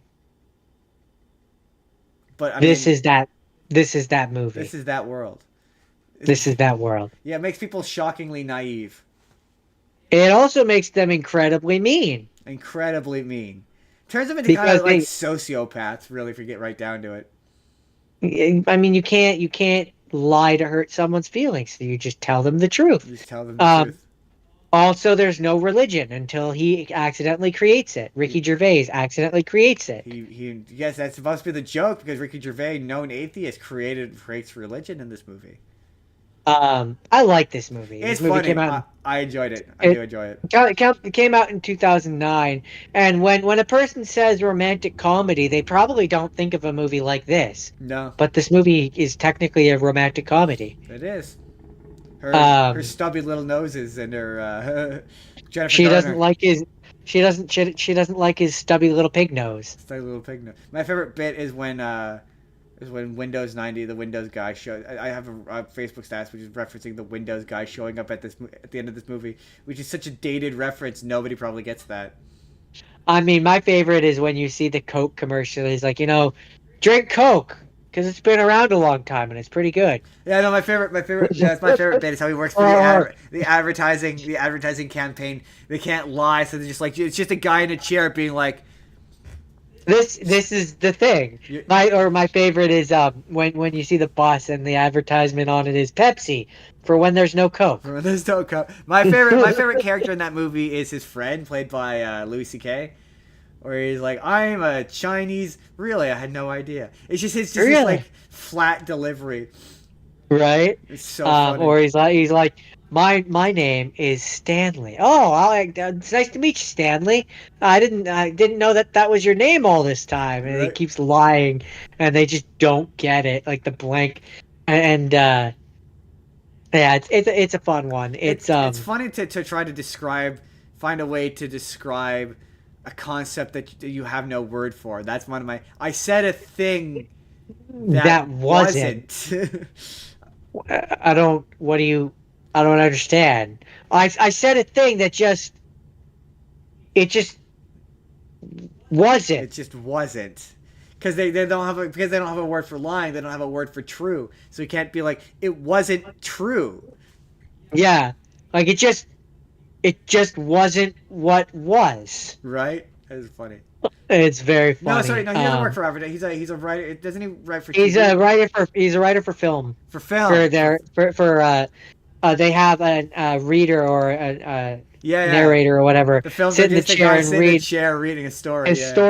Historical stories. Yeah. Like historical true stories or something. Because obviously fiction although is fiction a lie? Fiction is a version of the truth. It's a lie in this world. I suppose but yeah, and when you think about it though, is fiction a lie? I guess it kind of technically is a lie in its own way. It's a lie because it's a thing that didn't happen. All they can talk about is things that actually happened. Like in this world, and that's where it's fascinating because it constitutes creativity and imagination as a lie. This is the one where it's his dad gets robbed, right? And it's Stephen Merchant, and he's like, I'm here to rob you now. Are you here to rob me? Oh, you rob me? Yeah, we're gonna sit here. I'm gonna wait for the police now. I'm gonna wait for the police to come back now. All right then. Well, you can't. You don't know my name. Oh yeah, what's your name then? Oh, my name is Linda. Oh, okay. Nice to meet you. Well, you might as well come in then. Wait. Okay. I'm gonna call the police. You might as well not leave. Or I'll tell them your name, but you don't know my name. Well, what's your name then? Oh, my name is Bob. Oh, okay. Well, now I have your name, Bob. You want to come? You showed me your license. You want to just come in and have a tea while we wait for the police? Stephen Merchant he's such an underrated comedian. He's so funny. Yeah, all right then. The parts with Tina Fey where she's just like, where he's like, yeah, you're gonna get fired, and he's like, so I didn't bother taking the messages. And like, well, I'm not fired yet, so maybe keep taking the messages, but you're gonna be fired. And he's like, well, you don't know that. He's like, no, but we do. They're like, no, you don't know that. No, but everyone knows it. You're going to get fired. Well, until I do, take the messages, but you're gonna get fired. Just do it. Just do it, please. Like just do it. Just do it. Please. So everyone funny. into a massive prick. I mean, yeah, because you can't. It's essentially liar, liar. If everyone lied, this movie is reverse liar, liar. Kinda, yeah. Well, in the sense that like they have no concept of. Yeah, I guess it is kind of very reverse liar, liar because they have no concept of lying. So they have no concept. And he's the one person who can lie. I would argue though that tax doesn't require you to lie. Whereas in Liar Liar, he was the only one who couldn't lie. This is true. Jordan, Just saying. Is there anything you have further to say about I see where Ricky Gervais got his inspiration. Jordan, is there anything further you have to say about the invention of It had a budget of $18.5 million and had a box office of $32.7 million. All right. It's good. I like it. It was on Netflix. No reason not to watch it if you have Netflix. Yeah, that's one of those ones it's been on my radar. Something I've wanted to rewatch. That and Ghost Town. His movie Ghost Town. I really like Ghost Town. That's fair. That's one where fair, right? That's the one where he can see ghosts. I mean, that makes sense with a name like Ghost I Town. know. That checks out. It does. I figured it would. Sources say that name fits. Next year when we do Ghosts again, Ghosts for Halloween, maybe we'll watch it. Ooh. Oh no, Spooky Jordan. Spooky Jordan's come back. Jordan, it's out of season. Spooky Jordan, you're not you can't be here. You're out of season. You have to be Holly Jolly Jordan now. But he can be here. You know why? Because Jordan says so. Dang it, he's right. It's so out of season. Though. Okay, Jordan, can we move on to the thing you've probably been waiting for me to talk about all week? Oh, we can. It's Jordan, it's time to talk about Dragon Ball Evolution. The thing I think you're expecting me to say was the thing I hated the most this week. No, funny enough, I somehow figured that it was going to be a Sex in the City too. It's Jordan. But Jordan. It is but I absolutely figured Sex in the City too. But I believe this would be a close second. It's on. Okay, here's the thing. Okay, so this requires a story and a little die. Okay, when you're eventually watching this on YouTube, you're gonna see a little video that's gonna play right about now. And if you hung out, that is me and Jordan's origin story. That is issue number 1. That is the very first time we made a video about a movie ever on the internet and posted it on the internet. How old are we there, Justin? We are. I'm 18, just about to graduate high school, and Jordan is 17. I'm a baby. Maybe. No, if you guys want to see that video, because I'll probably just play all 9 minutes of it. You're gonna have to tune back in on the channel to see that video coming probably either this week or next week. I'm probably gonna work on it this week. You'll get to see it then. But yeah, we are 17 and 18-year-old children talking about Dragon Ball Evolution, and it's really funny because I very much remember viscerally hating that movie. And I remember like just tearing it to shreds in that video. And we didn't. We had a very fair-minded review. We were actually kind of way nicer to it than I remember. Also, we made a white supremacy joke that I don't recall even knowing what white supremacy was when I was 18. I was kind of proud of myself on that one. It probably went over my head. Here's the thing, okay? Number one. There's so much wrong with this movie. It's just a bad adaptation. Number one, it's a bad adaptation. And what's frustrating about it is it reeks of studio interference, of people being like, of a studio executive being like, the American audiences aren't gonna get this. You need to fix it, because there's parts in it that are very true to the source material, like Piccolo's backstory being from the stars and terrorizing towns, and the Mafuba being used to contain him. When he first meets Chi-Chi, it is a remarkably faithful recreation of the original scene. All of the problems with this stem from the fact that he's too old. He's too old, and he's just a regular guy who goes to a high school. Like, he's just this random white guy. Like, he's not Goku. He's nothing like Goku. He's not remotely anything like Goku. Apart from sharing a similar haircut and a name, they're remotely nothing alike. And the thing that's frustrating about this character and this movie is, it's fixable. And it's fixable in a way that you can still Americanize this and have it work. It's simple fixes, and you're going to say it now. What do you do to Goku, Jordan?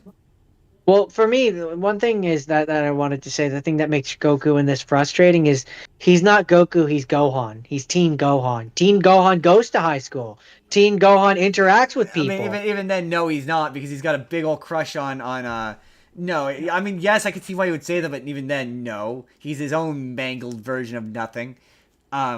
I mean, I would say he's a bad adaptation of Gohan, but he's still closer to an adaptation of Gohan than he is Goku. And it's just funny because you, in the video, you refer to, you're like, oh, Ozaru is just a were monkey. To my response to that now is, technically speaking, Ozaru is always kind of just a were monkey. In fact, if anything, he's more of a were monkey in the original because it requires a moon to transform. Whereas in the Dragon Ball Evolution, it's the eclipse that causes him to turn back into Ozaru. So, like, if anything, he's more of a were monkey in the original. But I think my point, knowing myself, was more that he didn't look like a great ape. Yeah, He just yeah. looked like a Like werewolf who was a monkey? Yes, yeah, I who know. was a monkey. That's the point you're kind of making. But still, I'm like technically, actually technically speaking, no, the simple solution to this, and if you because again, I understand. I like I said with the giver, I understand things now. I understand the need and desire and want to Americanize this, and I fully believe that it is fully possible to keep this more or less the same, and have it be Americanized. And the simple fix is you make Goku homeschooled. Done. Boom. Fixed. He's homeschooled. He's a little world naive. He's only ever spent time with his grandpa. He lives up with the grandpa. He doesn't go to public school. He doesn't have a crush on Chi Chi. He doesn't know Chi Chi. And yeah, have it where he's a homeschool. Do the scene where him and Bulma meet, and the rest of the movie largely plays out the same, because a lot in terms of adaptation, being all right adaptations are okay approximations of the characters. The rest of them are fine. Like I think Bulma is all right. She doesn't have like near the same spunk as Bulma does, but that's because Goku is dried cardboard. Like every bad thing in this movie all ties back to whatever the fuck they did with Goku. So I remember hating that she has a single blue strand. Yes, apart in her from hair. the fact that she doesn't have blue, but like now I get that just wouldn't work in a live. Her having neon blue hair just isn't gonna work in a live action. It would look ridiculous. I don't think so much now that's my issue. My issue is that the blue strand of hair is stupid. Just get rid of it. Just get rid of it. Yeah, she didn't need to be. Like, just give her normal hair. Just give her kind normal of more hair. Yeah. My complaint now as an adult. And like Master Roshi. Apart from another thing with this movie. Or like if you want to give her something neon blue to reference back to the hair, give her a scrunchie. Yeah, or something. Or like make it where she has like a beanie that she wears, or like something. But yeah, like Yamcha, for example, Yamcha in this movie is so good. Not good, like no one's good in this movie, but like in terms of like adaptationally, he's not bad. Like he does a fairly decent representation, apart from the fact that there's no Poir, but he does a very decent interpretation of like he starts off cool, but like becomes lame as the story goes on. Like he's a real good adaptation of Dragon Ball Yamcha. Like an adaptation, like he's not 1-to-1, but in terms of adaptation, he's not bad. He's getting the idea of Yamcha. It needed a dumb sidekick Krillin. Well, yeah, that's what I'm saying. You make him what I would do is you make him homeschooled. You cut out all this shit with the high school. Get rid of the high school bullies. Get rid of all that bullshit. And have it where he meets Chi-Chi later. Like, you can still have Chi-Chi later, where he meets her at the monastery or whatever that they eventually go to. Like, you can meet her there and they connect there. But have it where he goes, they go to... I mean, have it be where we're at the monastery. There's the tournament or whatever, all the things that they were fighting there, and they meet at the tournament. Right, but what I would do is I would have it, though, as a reference to Master Roshi training them. I would have it where when they show up to Master Roshi, Krillin is already there and he's like his student, and make it like a real shit. But like Master Roshi is another example of he's not a bad in terms of an American idea of what Master Roshi is. It works. Like it doesn't not work. They're all reasonable approximations of an idea of what the original character is. It's not with work and with like a few tweaks. It can be fixed. Another thing that drives me just absolutely crazy about this movie is the pronunciations. They call Shenron Shenlong, which is like, yeah, okay, technically speaking, that's his name in Japan, right? That's what his name is romanized in Japan. It's Shenron in when it translates, but like when you take it literally, yes, it's Shenlong, but it's like just say Shenron. Like your American audiences know his name is Shenron. Just call him Shenron. Or like when Master Roshi introduces himself as Muten Roshi, like as if Muten is his first name, and it's like, no, so your name is Master Roshi? It's literally Master Roshi?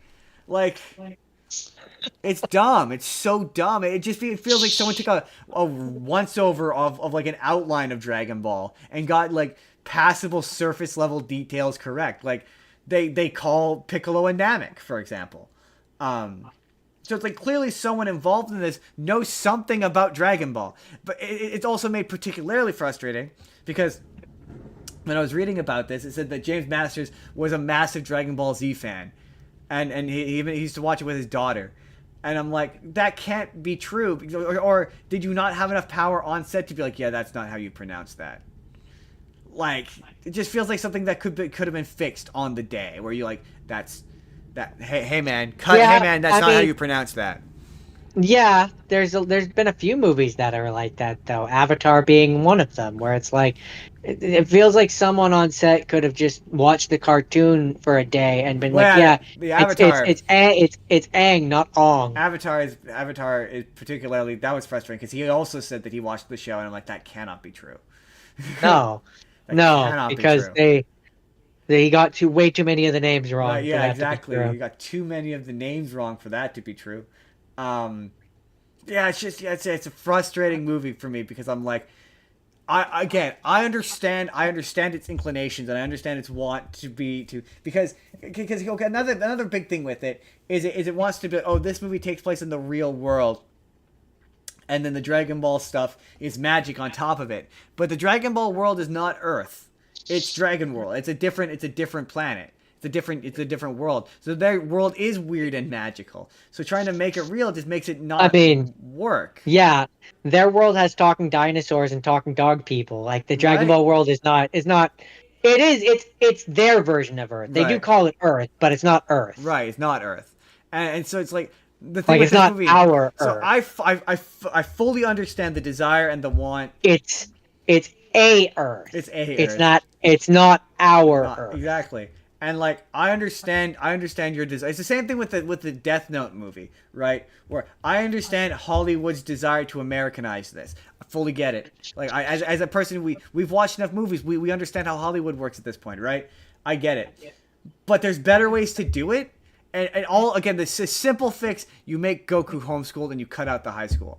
Like you cut out the high school is just there to facilitate his love interest with Chi-Chi, but there's a billion other ways to do. This feels like it needed at least one more passover on the script, and that would have cut out Goku as a high school. Yeah, as an adult, what I'll say about this movie, having not watched it in years, like he doesn't. It's fixable. Right. It's not an unfixable movie. And I'm not even of the opinion, like, I don't need Goku to be a child. I don't think Goku needs to be a child for this narrative to work. I think he can be a teenager like he is. I think you could have had him, you could have him be 15, 16, and you can make it work. Yeah, I fully can. But it's everything that makes him awful is the fact that he goes to high school. The important thing about Goku is the naivete and the shelteredness from the world. And one way to circumvent that and have him still be older is to have high school or homeschooling be a thing. Yeah. But that's where I say at that point, and even in this movie, I know you say that he doesn't, but he really does feel like teen Gohan to me. But he doesn't. Where like if you but he does because he's the high school goer. Yeah, the high school goer. Gohan still has an air of hick hillbilly mountain people energy. Yes, he does because he went through homeschooling. So what you're describing about fixing with Goku to make him work for this basically just turns him into Gohan. I mean, where he's been homeschooled all this time and then he goes out into the world and he meets people for the first time. That's Gohan when he goes to high school. Yeah, but the difference being is this would be Grandpa Gohan versus Chi-Chi. It would be the difference. It would be Chi-Chi, the upbringing, and in terms of the rewrite, it's all it functions to do is in terms of the rewrite. You're thinking too much. You're kind of thinking a tad too much about it. It's just for the purposes of that way you keep Justin Chatwin. Like, I think you can keep Justin Chatwin. I don't think you need to recast for this rewrite. It's literally one rewrite that I would do, and I would leave the cast the same. I would leave it all the same.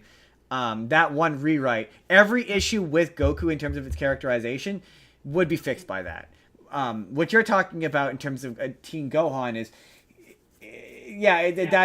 that It's not the same. And to be fair, in this movie, as he's presented, he's not Teen Gohan. He's just a regular teenager. Every issue with this movie is just the fact that he's a regular teenager, and that's just not Goku. But that's also not Gohan. Gohan's not a regular teenager. Yeah, but I would argue that he's closer to this character than Goku Oh is. God, no! Having just watched it this morning, not even remotely close. I would. No. Like not when I say Teen Gohan, I'm talking the filler saga where like we see him playing baseball and he's in there's school. still a level of like innocence and that's closer to this Goku than Goku ever was. Oh, I mean, okay, closer, sure, but not close. Like if you want to say closer, yeah, okay. If we're talking a football field, it's a yard in. Yeah, all right. But other than that, no, they are nothing alike. They're not even. I mean, I would more have described it like in terms of sports. This Goku and Gohan are both football players. This Goku and any version of Goku, normal Goku is like a hockey player, and this one is a football player. If you prefer, this so is like, on the bench. Yes, like Gohan is a different player, but he's still playing the same sport. I would maybe if you want to use a sports metaphor or analogy, I would say it's more like if we're talking hockey. Goku is on the bench and Gohan is on the ice. That's maybe how I would put it. I guess maybe it's in terms of the only similarity they bear is that they both go to high school. That's about it. They're both teenagers. And they're teenagers. That's about it. They go to high school and they're teenagers. That's it. There's nothing alike beyond that. And their upbringing and background are completely different. Yeah, but he's also not like Goku. Is the point? The whole point though is he doesn't go to public school at all. At all. That all of the issues, all of his behavioral problems that everyone takes issue with, the fact that he's a dick, the fact that he's all that stuff, all stems from the fact that he goes to high school. Like that's it. But I will say, I'm not like you. I would recast. I think he's a terrible Goku. Well, the purpose of this is to just fix it. It's not to. If I'm going to rebuild it, I'm going to completely rebuild it. What you're talking about? Oh no, I'm not. I'm not necessarily going to recast everyone else. For me, he needs to fix it. He needs to be replaced. He's a bad Goku. Yeah, the thing is though, having just watched it this morning, he's not. He is not the issue with that movie. None of the actors in that movie are the issue with that movie. The direction is not the issue with that movie. It's purely the writing. It's all in the writing, and it could absolutely. I disagree. It could absolutely be fixed in the writing. Like everyone's issues with that movie is. I think the rest of it, you're right. I think he's a bad Goku. Again. I always thought he was a bad Goku. That has everything to do with the writing. It's not a performance thing. It's not. It's not helped by the writing. You're right, but no, with that actor specifically, I think he's a bad Goku. No, he's not though. He would be again. The performance is not bad. Like he does an okay. Like he does an okay for the stuff that matters. He's doing fine. Maybe he's not great in terms of the physical, like the fighting. Okay, I will concede that the fighting's not great. Like maybe you get a better, more qualified fighter. But I think with a rewrite, this movie would have been he would have been fine. No one would have. Yeah. Respectfully, I disagree. You have this tendency to conflate performance with writing, in your criticism, and I believe that no, that's just not you wouldn't have an issue with it if the writing were fixed. Again, it's not him, and also you're coming from a place of having not seen it in 20 years. He's not the problem with that movie. Ultimately. I mean, unfortunately, we'll never know. Never know. I mean, in the future episode when I make you rewatch it. No, I mean whether or not he could have done a good job. Oh, I mean, hey, he apologized for his performance, so he's on your side. So. I don't think he has anything to apologize for. I think that the writing, but also to end this, you can thank the fact that Dragon Ball is still around for this movie, because the reason why, okay, well he says it one way, but I believe it's another. Battle of Gods is distributed by 20th Century Fox, and that's because they had a contract with Toei to make movies. I think it was to make 3 movies, certainly more than 1. And this performed terribly and did badly, and Akira Toriyama hated it. Well, he initially liked it because he saw it as a different interpretation of his characters, but he eventually saw how much people hated it, and so he made Battle of Gods as a direct response to this movie. So if you like Battle of Gods, you could thank this movie for that. Interesting. But that's why Battle of Gods has that 20th Century Fox tag on it, is because they I believe they distributed it in the States. Very, very interesting. Which is very odd. So Dragon Ball Daima, if you like Dragon Ball Super, you all could thank Dragon Ball Evolution for that, because that movie doing badly is the reason why Battle of Gods exists. Oh, another fun fact, James Masters, who plays Piccolo, he is the voice of Zamasu, which he did uncredited as an apology for this movie. Wait, did you not know that? No. Yeah, he got tired of people saying how much they hated it. Well, he was really excited for this because he was allegedly a big fan, and he showed up to a theater with his kid to watch it, and he saw how upset people were, and he got tired of like apologizing for it. So as a way to like make it up to them, he plays Zamasu, and then he didn't credit himself. I can't remember what he's credited as, but he's credited as a different person. Anyone to know. Interesting. Yeah.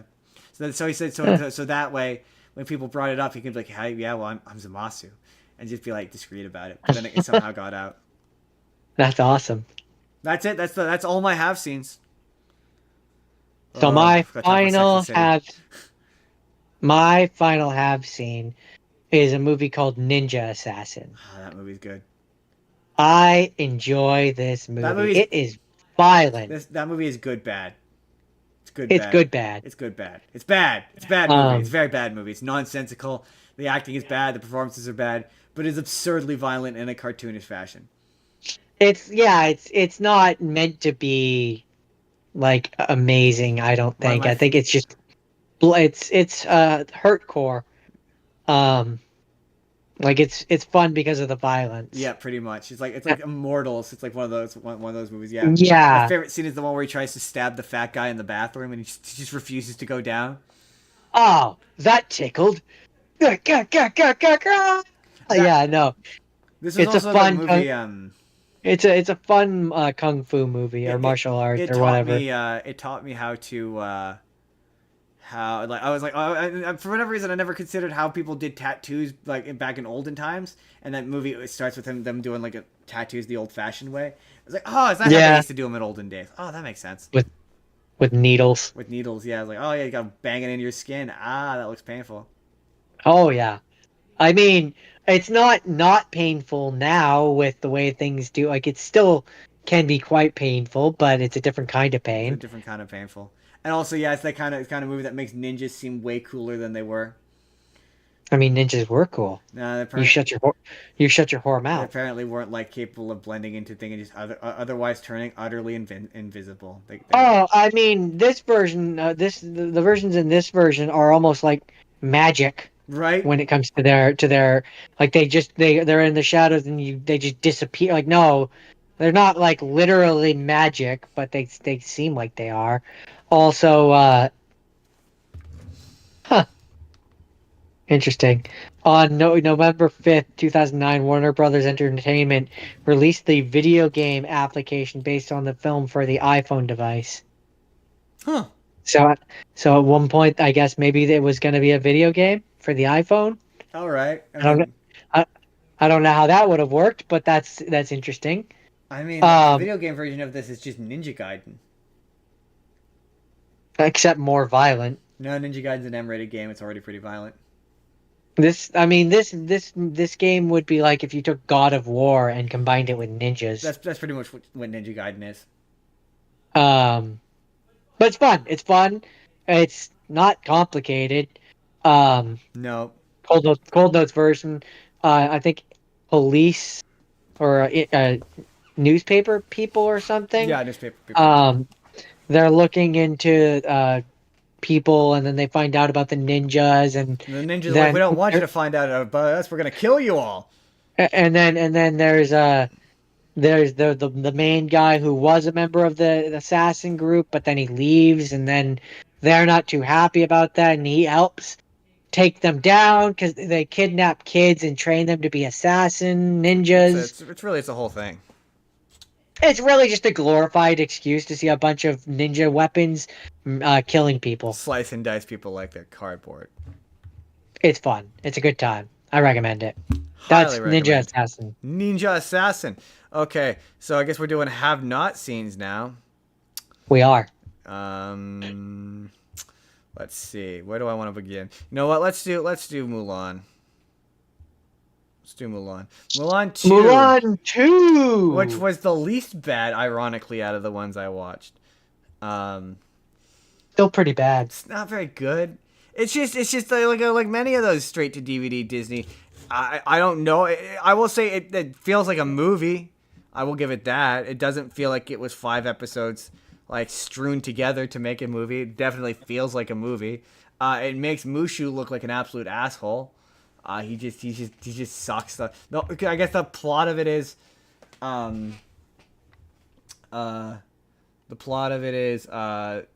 takes place after the first movie, and Mulan and Sean, whatever, they're not getting married. Everyone wants them to get married, and they have to. They're given the task to escort the Emperor's 3 daughters, the 3 princesses, along with the 3 guys from the first movie whose names escape me, and Wing, Ping, and Wow. Is that their actual names? I have no idea. Wing, Ping, and Wow. And in the meantime, Mushu is positioned as Mulan's guardian spirit has been threatened by the fact that when she gets married to Shen, she will inherit all of his family guardians, and they're all happy about that because he's been acting like a real prick. And so Mushu is trying to get Shen and Mulan to break up so that he can remain Mulan's family guardian. And then it's just a bunch of kind of dull interpersonal drama for about an hour, and eventually the Huns show up for a really boring and, quite frankly, unnecessary action sequence that doesn't really do anything and is very threatening. There's like 3 guys and they pretty easily beat them. And the whole thing is each of the princesses is basically the girl version of one of the guys, and they all pair up and they fall in love. Because they don't want to be just princesses who have to wear the pointy shoes. No, some of them do. Some of them do want to be that, but not for the princes they're betrothed to. Part of your Broadway World podcast says, "Hey, I love Mulan too." Shang is his name, by the way. Shang, lol. That's it. Okay. Or Shang. I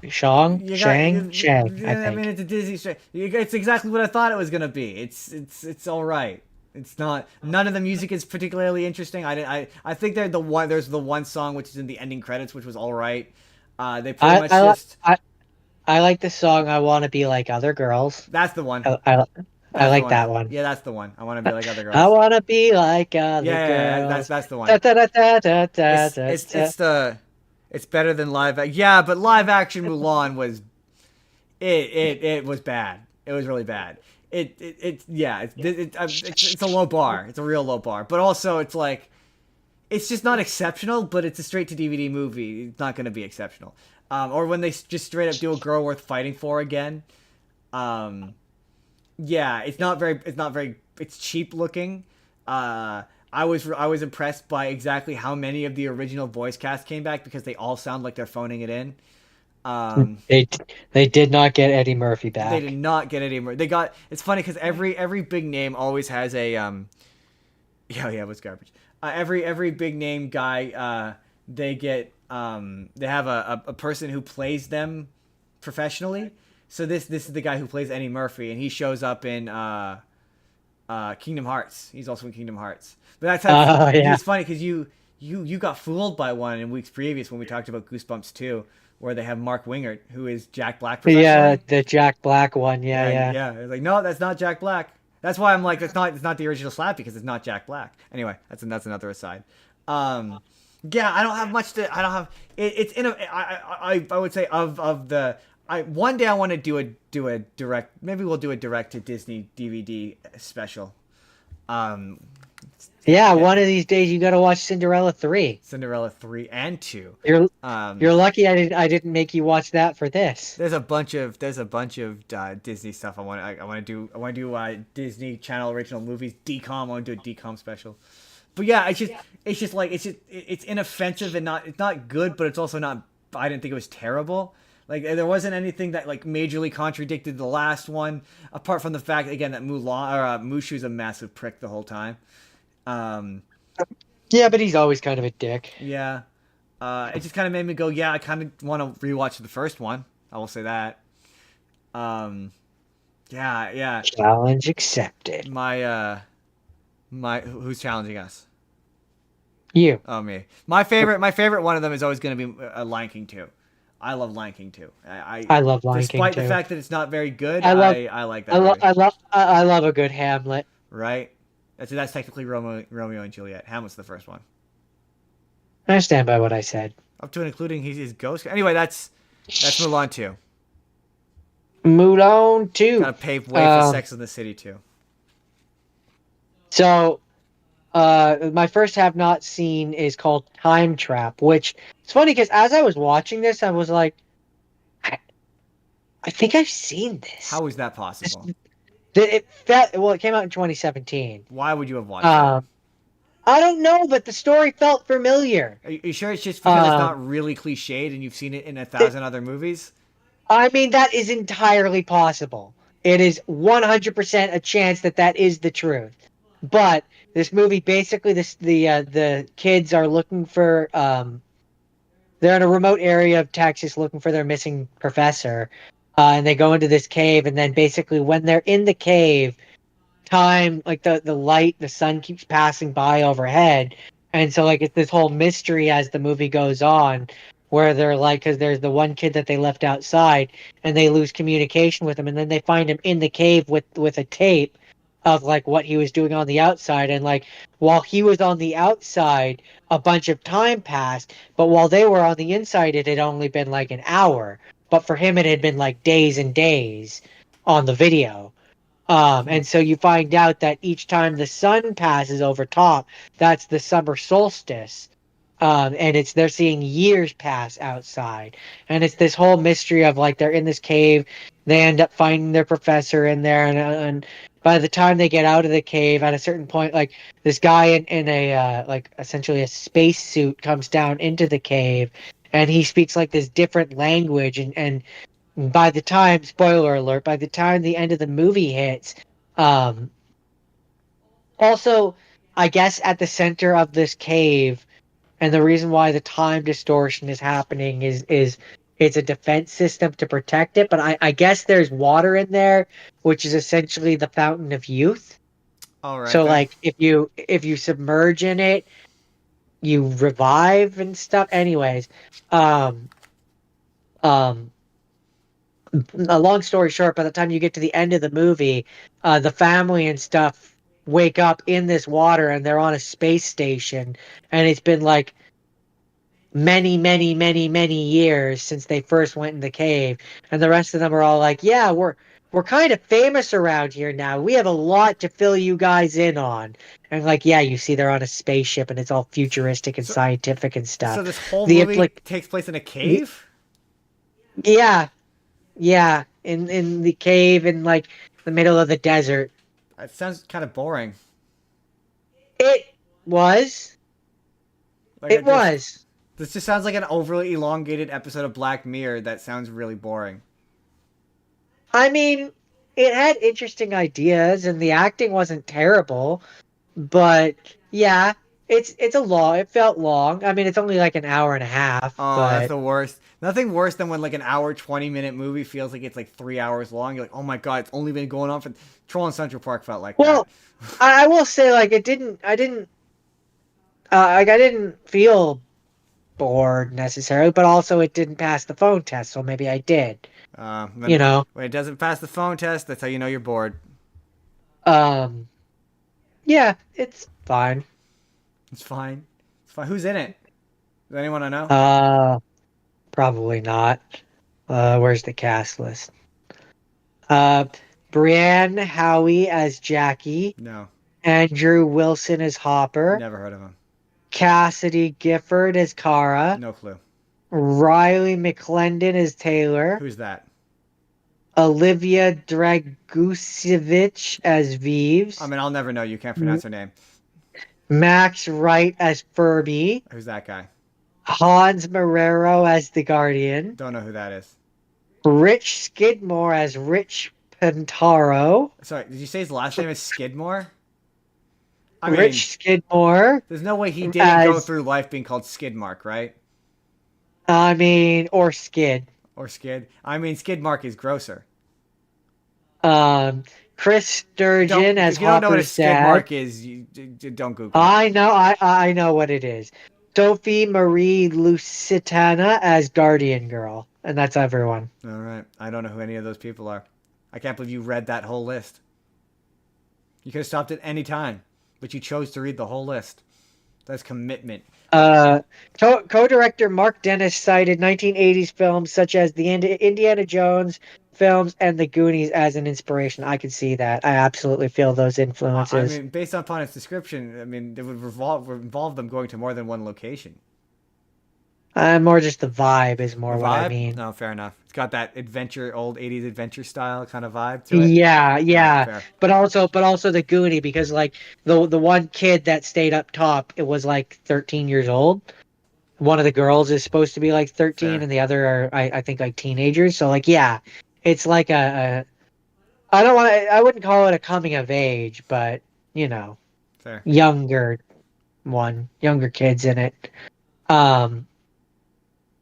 Yeah, it's fine. It's fine. Do you have anything further to say? Talk about? Bring up? Nah. Mention? Shall we get to the moment you've been waiting for? Sex and the City 2? Yeah, and then we'll have my last one. Oh, you've got one more. All right. Okay. Right. I'm like, oh, last one, and then I'm done, and then we're done. End of show. Right. I forgot we're out of order this week. No, you screwed everything up and mixed up the order. You shook things up here. I did. I shook things up. Okay. So, Get talking, bitch. Sex and the City 2. It's funny. Earlier in the podcast, I mentioned how I'm gonna smush all of the movies into one. I might not, depending on how much we talk about Sex and the City 2. Here's the thing about Sex and the City 2. Okay. Is it worse than Sex and the City 1? That's going to be the question. That's the title of the YouTube video, Jordan. Is Sex and the City 2 worse than Sex and the City 1? And I maintain every criticism I said about the first one, right? They're all awful people. None of this is relatable. At one point, Charlotte gets upset because her child smacks her on the butt with like dirty hands and like gets gross shit all over her very expensive clothes that she shouldn't be wearing around a 3-year-old. Like, I'm like, who? Or like one of the lines is, I do it with help. And I'm like, I don't, who finds this relatable? I don't understand. But then again, I don't have kids and I'm not a woman. Yeah, you're not a mother. So for most of this, for the first, I'd say 15. That's where if the joke fits, you should have said, well, hey, neither are they. Neither are they. No. Some of them are. Half of the cast are moms in that movie. But are they moms or are they moms? I mean, they have kids. It's part of the plot of this movie. Right. But are they bad moms is the joke. We'll get there. No, fundamentally. So, okay. Let me continue my introduction to this. So, for the first, I'd say 15, 20 minutes of this movie, I was like, this is relative quality to the first one. It's equally as bad. I don't get it. This is just as bad as the first one. Like, I think I posted a clip of Liza Minnelli badly singing Single Ladies in a scene that goes on for a fucking eternity. It was so... I'm like, is the joke that she's singing it badly? I don't get it. Do people think she's singing this song well? I don't and there's like 3 shots of Kim Cattrall doing the dance, and it just kind of looks like they filmed her singing all this. The single ladies. It's like that. All the single ladies. All the single ladies. That one. Just for like, it just keeps cutting back to her doing the one dance move. And it just goes on forever. It just feels like they just let Liza Minnelli perform this song and then just filmed it. Like, and then just put the whole thing without cutting any of it in the movie. No, okay, number one, this movie's too fucking long. I said that about the first one. It's even more true here. This movie could have been 1 hour and 45 minutes or 2 hours long, and you wouldn't have missed a goddamn thing. So anyway, so for the first 20 to 30 minutes of this movie, I'm like, it's more or less the same as the first one. And I'm reading Wikipedia, and it's saying it's one of the worst movies of all time, and like everyone hates it, and there's just these really cruel things that are being said about it. And I'm like, I don't get it. This seems like the same. And then the characters go to Abu Dhabi, and it's like, oh, and then the back half of the movie takes place in Abu Dhabi, and it's like, oh, it's racist. Oh, that's why. Oh, the characters are saying a bunch of racism. Oh yeah, this might be worse than the first one. On that metric alone, like the characters individually say so much racism. It's really Islamophobic. Really Islamophobic. Shockingly Islamophobic. That having been said, I think personally, Islamophobia and racism aside, I actually liked it better than the first one. I know. Everyone kept trying to convince me it was worse, and like, yeah, maybe fundamentally it probably is worse, right? But there are scenes in this that I enjoyed so much more, that I thought were 1,000 times more interesting, that are buried under layers of crap. Like, there's a really interesting subplot. So out of context, that might be a funny clip where it's like, yeah, this movie is really Islamophobic, and it's horribly racist, and I like it more. No, I don't like it because it's Islamophobic. There are elements of it I enjoyed more than the first one. Like, that's just where I say out of context, it sounds funny. Like Charlotte has this subplot about how she's overwhelmed with the kids, and how the one kid is like attached to her at the hip and won't leave her alone. And the big conflict in the movie is Big and Carey have been married for 2 years, and they've kind of settled into like domestic life, and she's insecure about the fact that she's worried about becoming like a boring married couple, and he just wants to hang out at home and watch TV and sit on the couch, and he doesn't want to go out every night. And like, she essentially bullies him into going out, and he goes out and starts to have fun, and then she gets mad and drags him away. And then he's like, what do you want? I do the thing you want, you get upset. I don't do the thing you want, you get upset. Like, what do you want? And she like leaves to go, because she still has her old apartment from the first movie.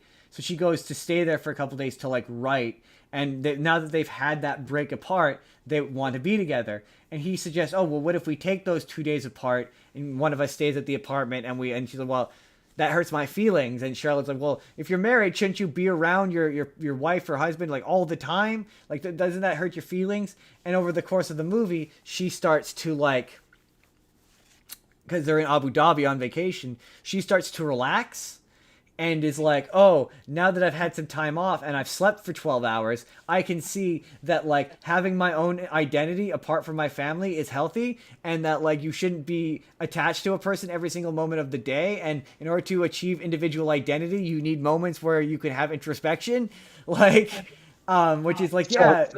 So she gets common sense. Right, exactly. Where it's like, yeah, man, you don't need to be with your husband, like, at least as far as I'm concerned, every single day. Like, yeah, maybe you should have your own individual hobbies. I don't know. I'm naive. I'm not married, but maybe you should have your own individual hobbies that don't involve your husband or wife or kids. Like, do your own thing, have your own friends. Like, that seems important to sustain a healthy relationship. But then again, I'm not in one. What do I know? I'm no expert. I can't judge. I can't judge. And so yeah, there's a bunch of the movie involves them being in Abu Dhabi, and Samantha is now.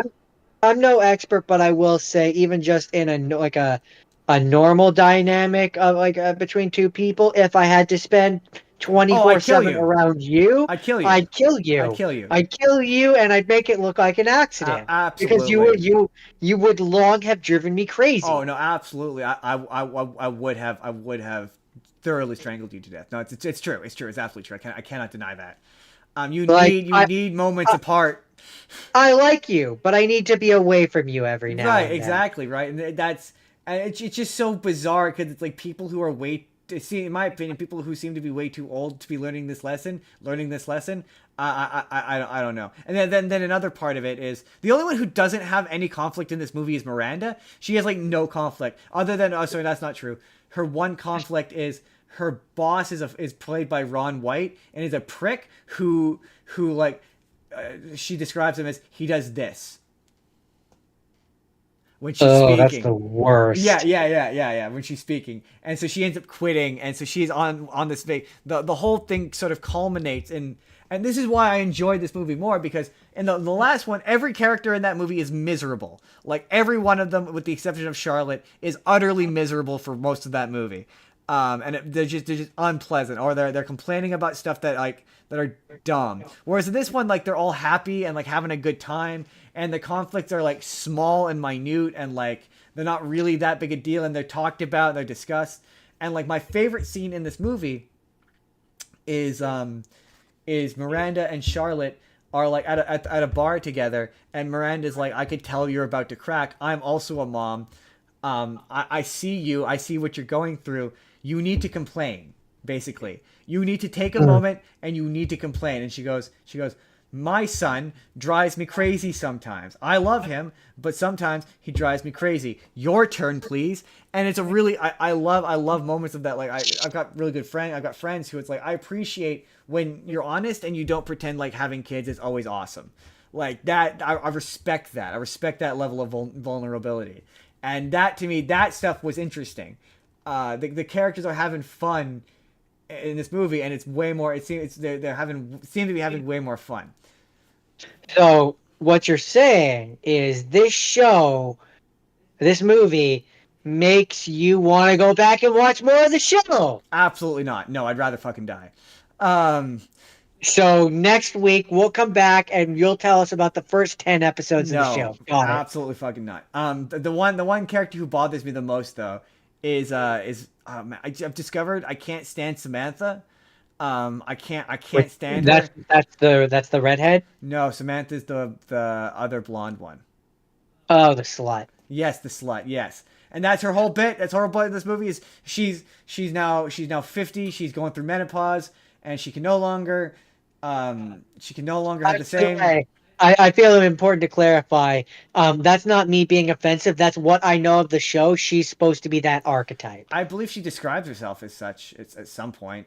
Like I don't understand why or how these four women are friends. They seemingly have very little and to be fair, maybe if I watched however many seasons of the show I would get it, but they seemingly have nothing in common. They're drastically different people. Like there's a scene, there's so many more scenes of Samantha just having loud sex. Like there's like two of them. And like there's one where it's like she's having really loud sex in the other room while they're like kids in the next room. And I'm like, why are you friends with this awful woman? Like, I don't get it. Like, and then later on, they're in Abu Dhabi. I mean, knowing what I know of how shows are written, I imagine that it's the archetype of, oh, she's the friend that gets to have like in How I Met Your Mother, Barney. She's Barney, I guess. She's their Barney, where it's like you get to go and do all the things that I don't have the confidence to do, and I could never do that. That's crazy. But her whole story arc in this movie, or her character arc in this movie, is like she's trying not to be old, but the movie doesn't like end with her. Like there's a point in the movie where she's at this premiere and she's wearing a dress that's they characterize. I don't see whatever, but they characterize it as way too young for her. And then Miley Cyrus shows up and like they're wearing the same dress and like they like kind of hug each other and like, yeah, girl power or whatever. But like they go to Abu Dhabi, right? She gets invited to Abu Dhabi to help promote something. And the whole thing with Abu Dhabi is, at least as far as this movie is concerned, it has modesty laws. So you can't kiss in public, you can't do anything sexual in public, you have to dress modestly, all sorts of stuff. And so she keeps getting in trouble because she keeps doing lewd acts in public, and she keeps nearly getting them arrested or deported. So like at one point she makes out with a guy, she constantly wears like revealing outfits, and the whole thing is she gets to Abu Dhabi, she has all these pills and drugs that she's taking to keep her off of menopause. And like they get confiscated, so she's slowly starting to go through menopause through the while trying to like so at the end of the movie it ends with her getting her all of her drugs back. So it's like she doesn't like learn the lesson that she needs to like accept her age and like accept that she's aging gracefully and age as a no, she doesn't really go through a significant character arc, and then the character never comes back. Like they did a follow-up sequel show where every other character comes back except for her in like one scene where her and Carey talk to each other off camera over the phone. That's Yeah, I think it. I remember you mentioning that last review. Apparently they were gonna do a third movie, and Kim Cattrall didn't want to do it because it involved like there's two parts to this. I don't remember, but the one part of it was it involved the 14-year-old Miranda's son sexting, sending nude photos of his junk to Samantha, and she felt uncomfortable with that. Yeah, that crosses a line for But sure. Overall, like again, I understand why people went this one's worse than the first one. It is agonizingly long. Scenes go on forever. There's a second musical number towards the middle where they sing "I Am Woman" that just goes on for a fucking eternity. It feels unnecessary. Yeah, but I just don't think it's worth. I overall, I enjoyed it more than the first one. The first one I hated so thoroughly. This one I didn't hate nearly as much. I don't know. Maybe you're just burnt out. Maybe, but I enjoyed the characters way more in this than I did in the last one. The last one was just a parade of misery and just awful. Or maybe I'm gonna come home from work one day and secretly find you watching Sex in the City, and you're gonna be like, absolutely not, Jordan. I love it now. I do not have enough hours in a week to subject myself to that. No, absolutely not. I do recognize it's a bad movie. I do. I just don't think it's worse than the first one. I don't. Overall, I don't think it's worse than the first one. Methinks he doth protest too much. No, I am absolutely never going to watch Sex in the City. You will be. You will be watching one or both of these movies in the future. All 2.5 hours of them. I decline. I declined your kind offer. You don't get to decline. You will not get to decline. It's gonna be a hard pass from Jordan. The only part of it, there's another part of it where you get to see Alice Eve. Alice Eve is very pretty. She plays the Irish nanny. She's very pretty. I enjoyed her performance in this movie. That's all I will say. It's a bad movie, Jordan. That's it. That's it for this week. That's it. Next week I get my agency back. So okay, I guess we'll finish off with me, and I mean, I chose this because it looked funny, but I also chose it because I also share what this title states: the unbearable weight of massive talent. The unbearable weight of isn't our massive talent so unbearable, Jordan? The weight it's of it, unbearable. I cannot handle the weight it. of my massive talent is just it's heavy. See, it's a heavy weight. That movie is very fun, and Nicolas Cage is very good in it. But I feel like Pedro Pascal doesn't get enough credit for that movie. He's so good in that movie. He is quite good, but Nicolas Cage is Nick Cage. He's Nick fucking Cage.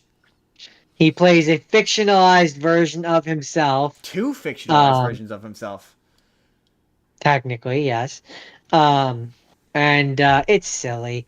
Basically, he ends up going and he's struggling with his career. He's been passed over for major roles.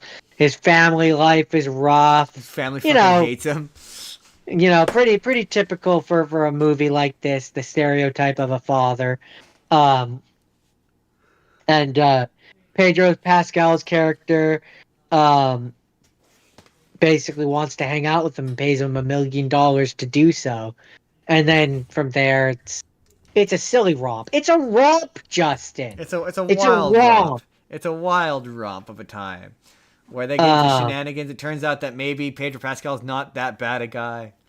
Like, Justin, you're over analyzing it. It's a romp, okay? It's an absolute romp of a time. No, my favorite scenes are the ones where it's young Nicolas Cage and old Nicolas Cage interacting. Those are fun to me. Yeah, I love the part where they're at, where he's like, "We're just gonna take a little bit of LSD, and then we're gonna brainstorm this movie idea." And then it's them driving through town as they're on LSD, and they're sitting on the bench, and he's like, "Those guys are watching us. Are they watching us? I don't know. Are they? They could be." And they're freaking out as they run away, and oh, it's a funny movie. It's a very funny movie. And you can tell that Nicolas Cage, Pedro Pascal, like they are just having a blast, Yeah, oh and yeah, so much fun. it So much comes fun. across. Oh, for sure. For sure.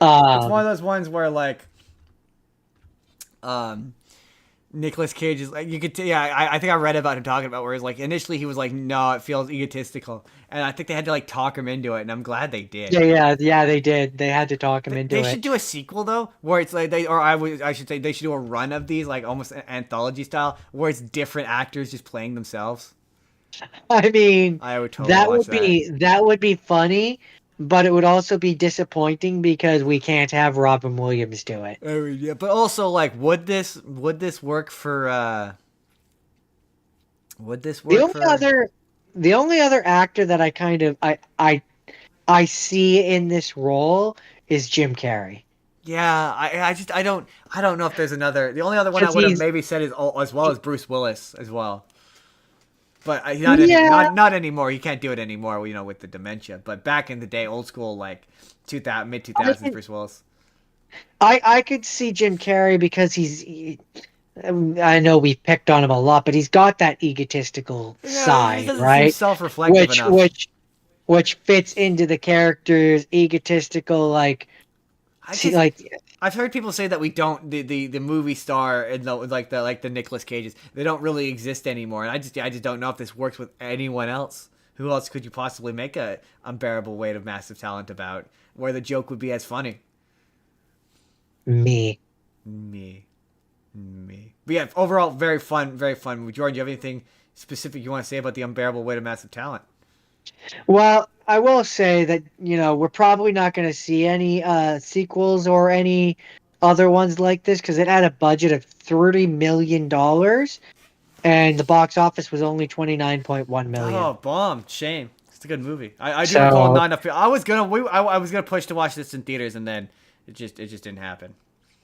Which I um, regret because it would have been really fun. what else? Development. So what was Yeah, it? Nick Cage, fucking Cage.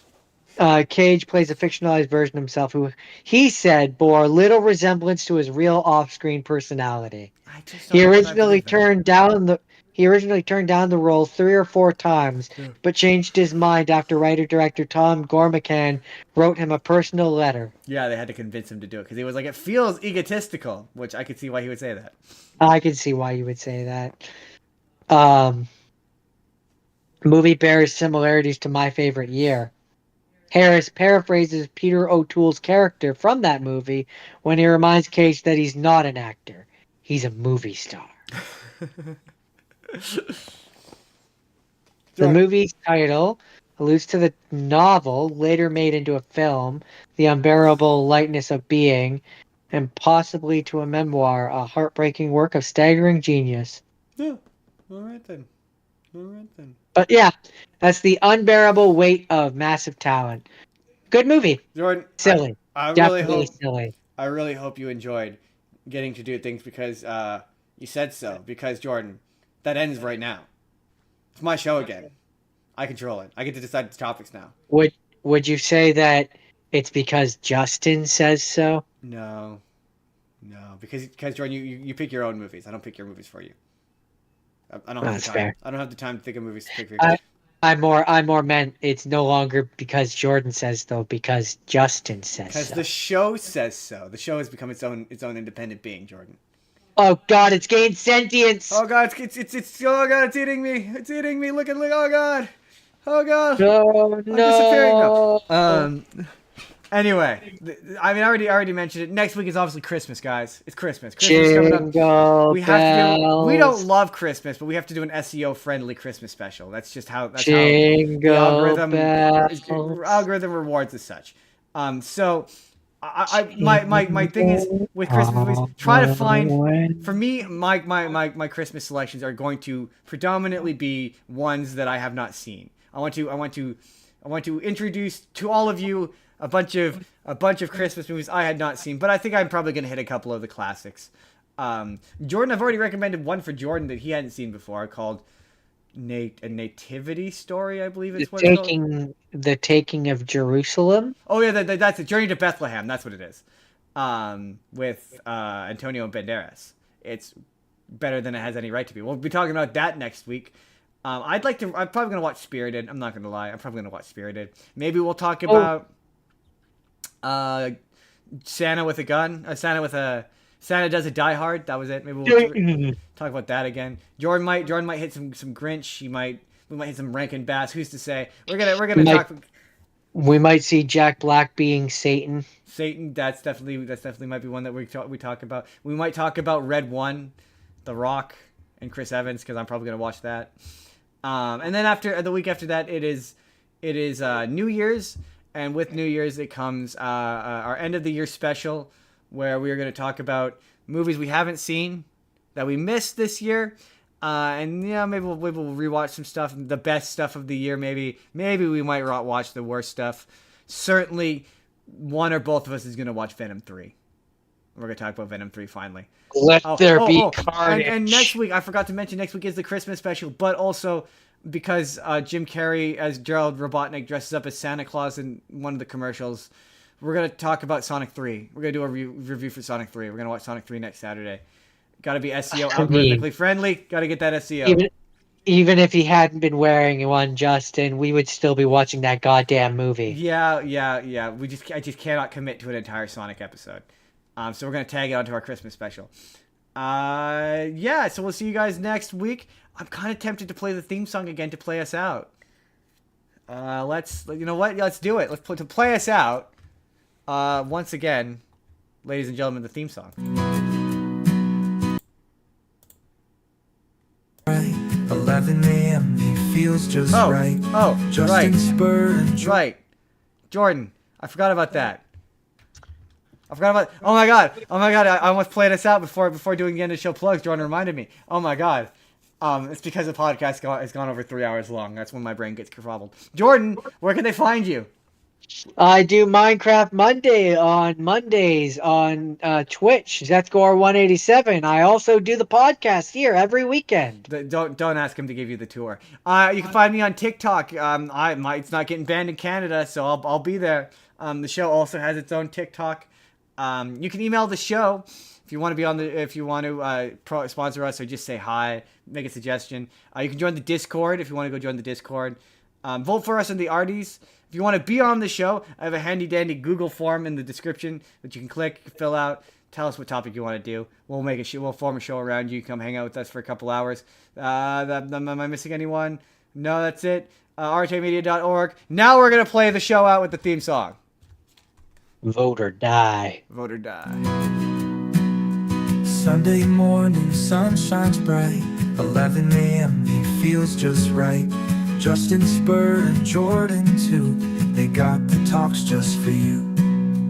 Movies old and movies new. Pop culture trends, they pull you through. Got your ear till the end.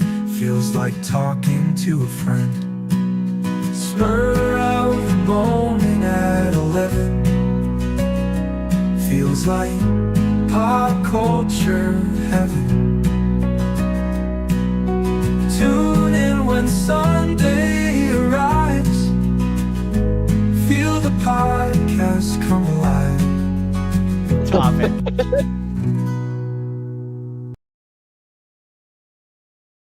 See you next week, everyone.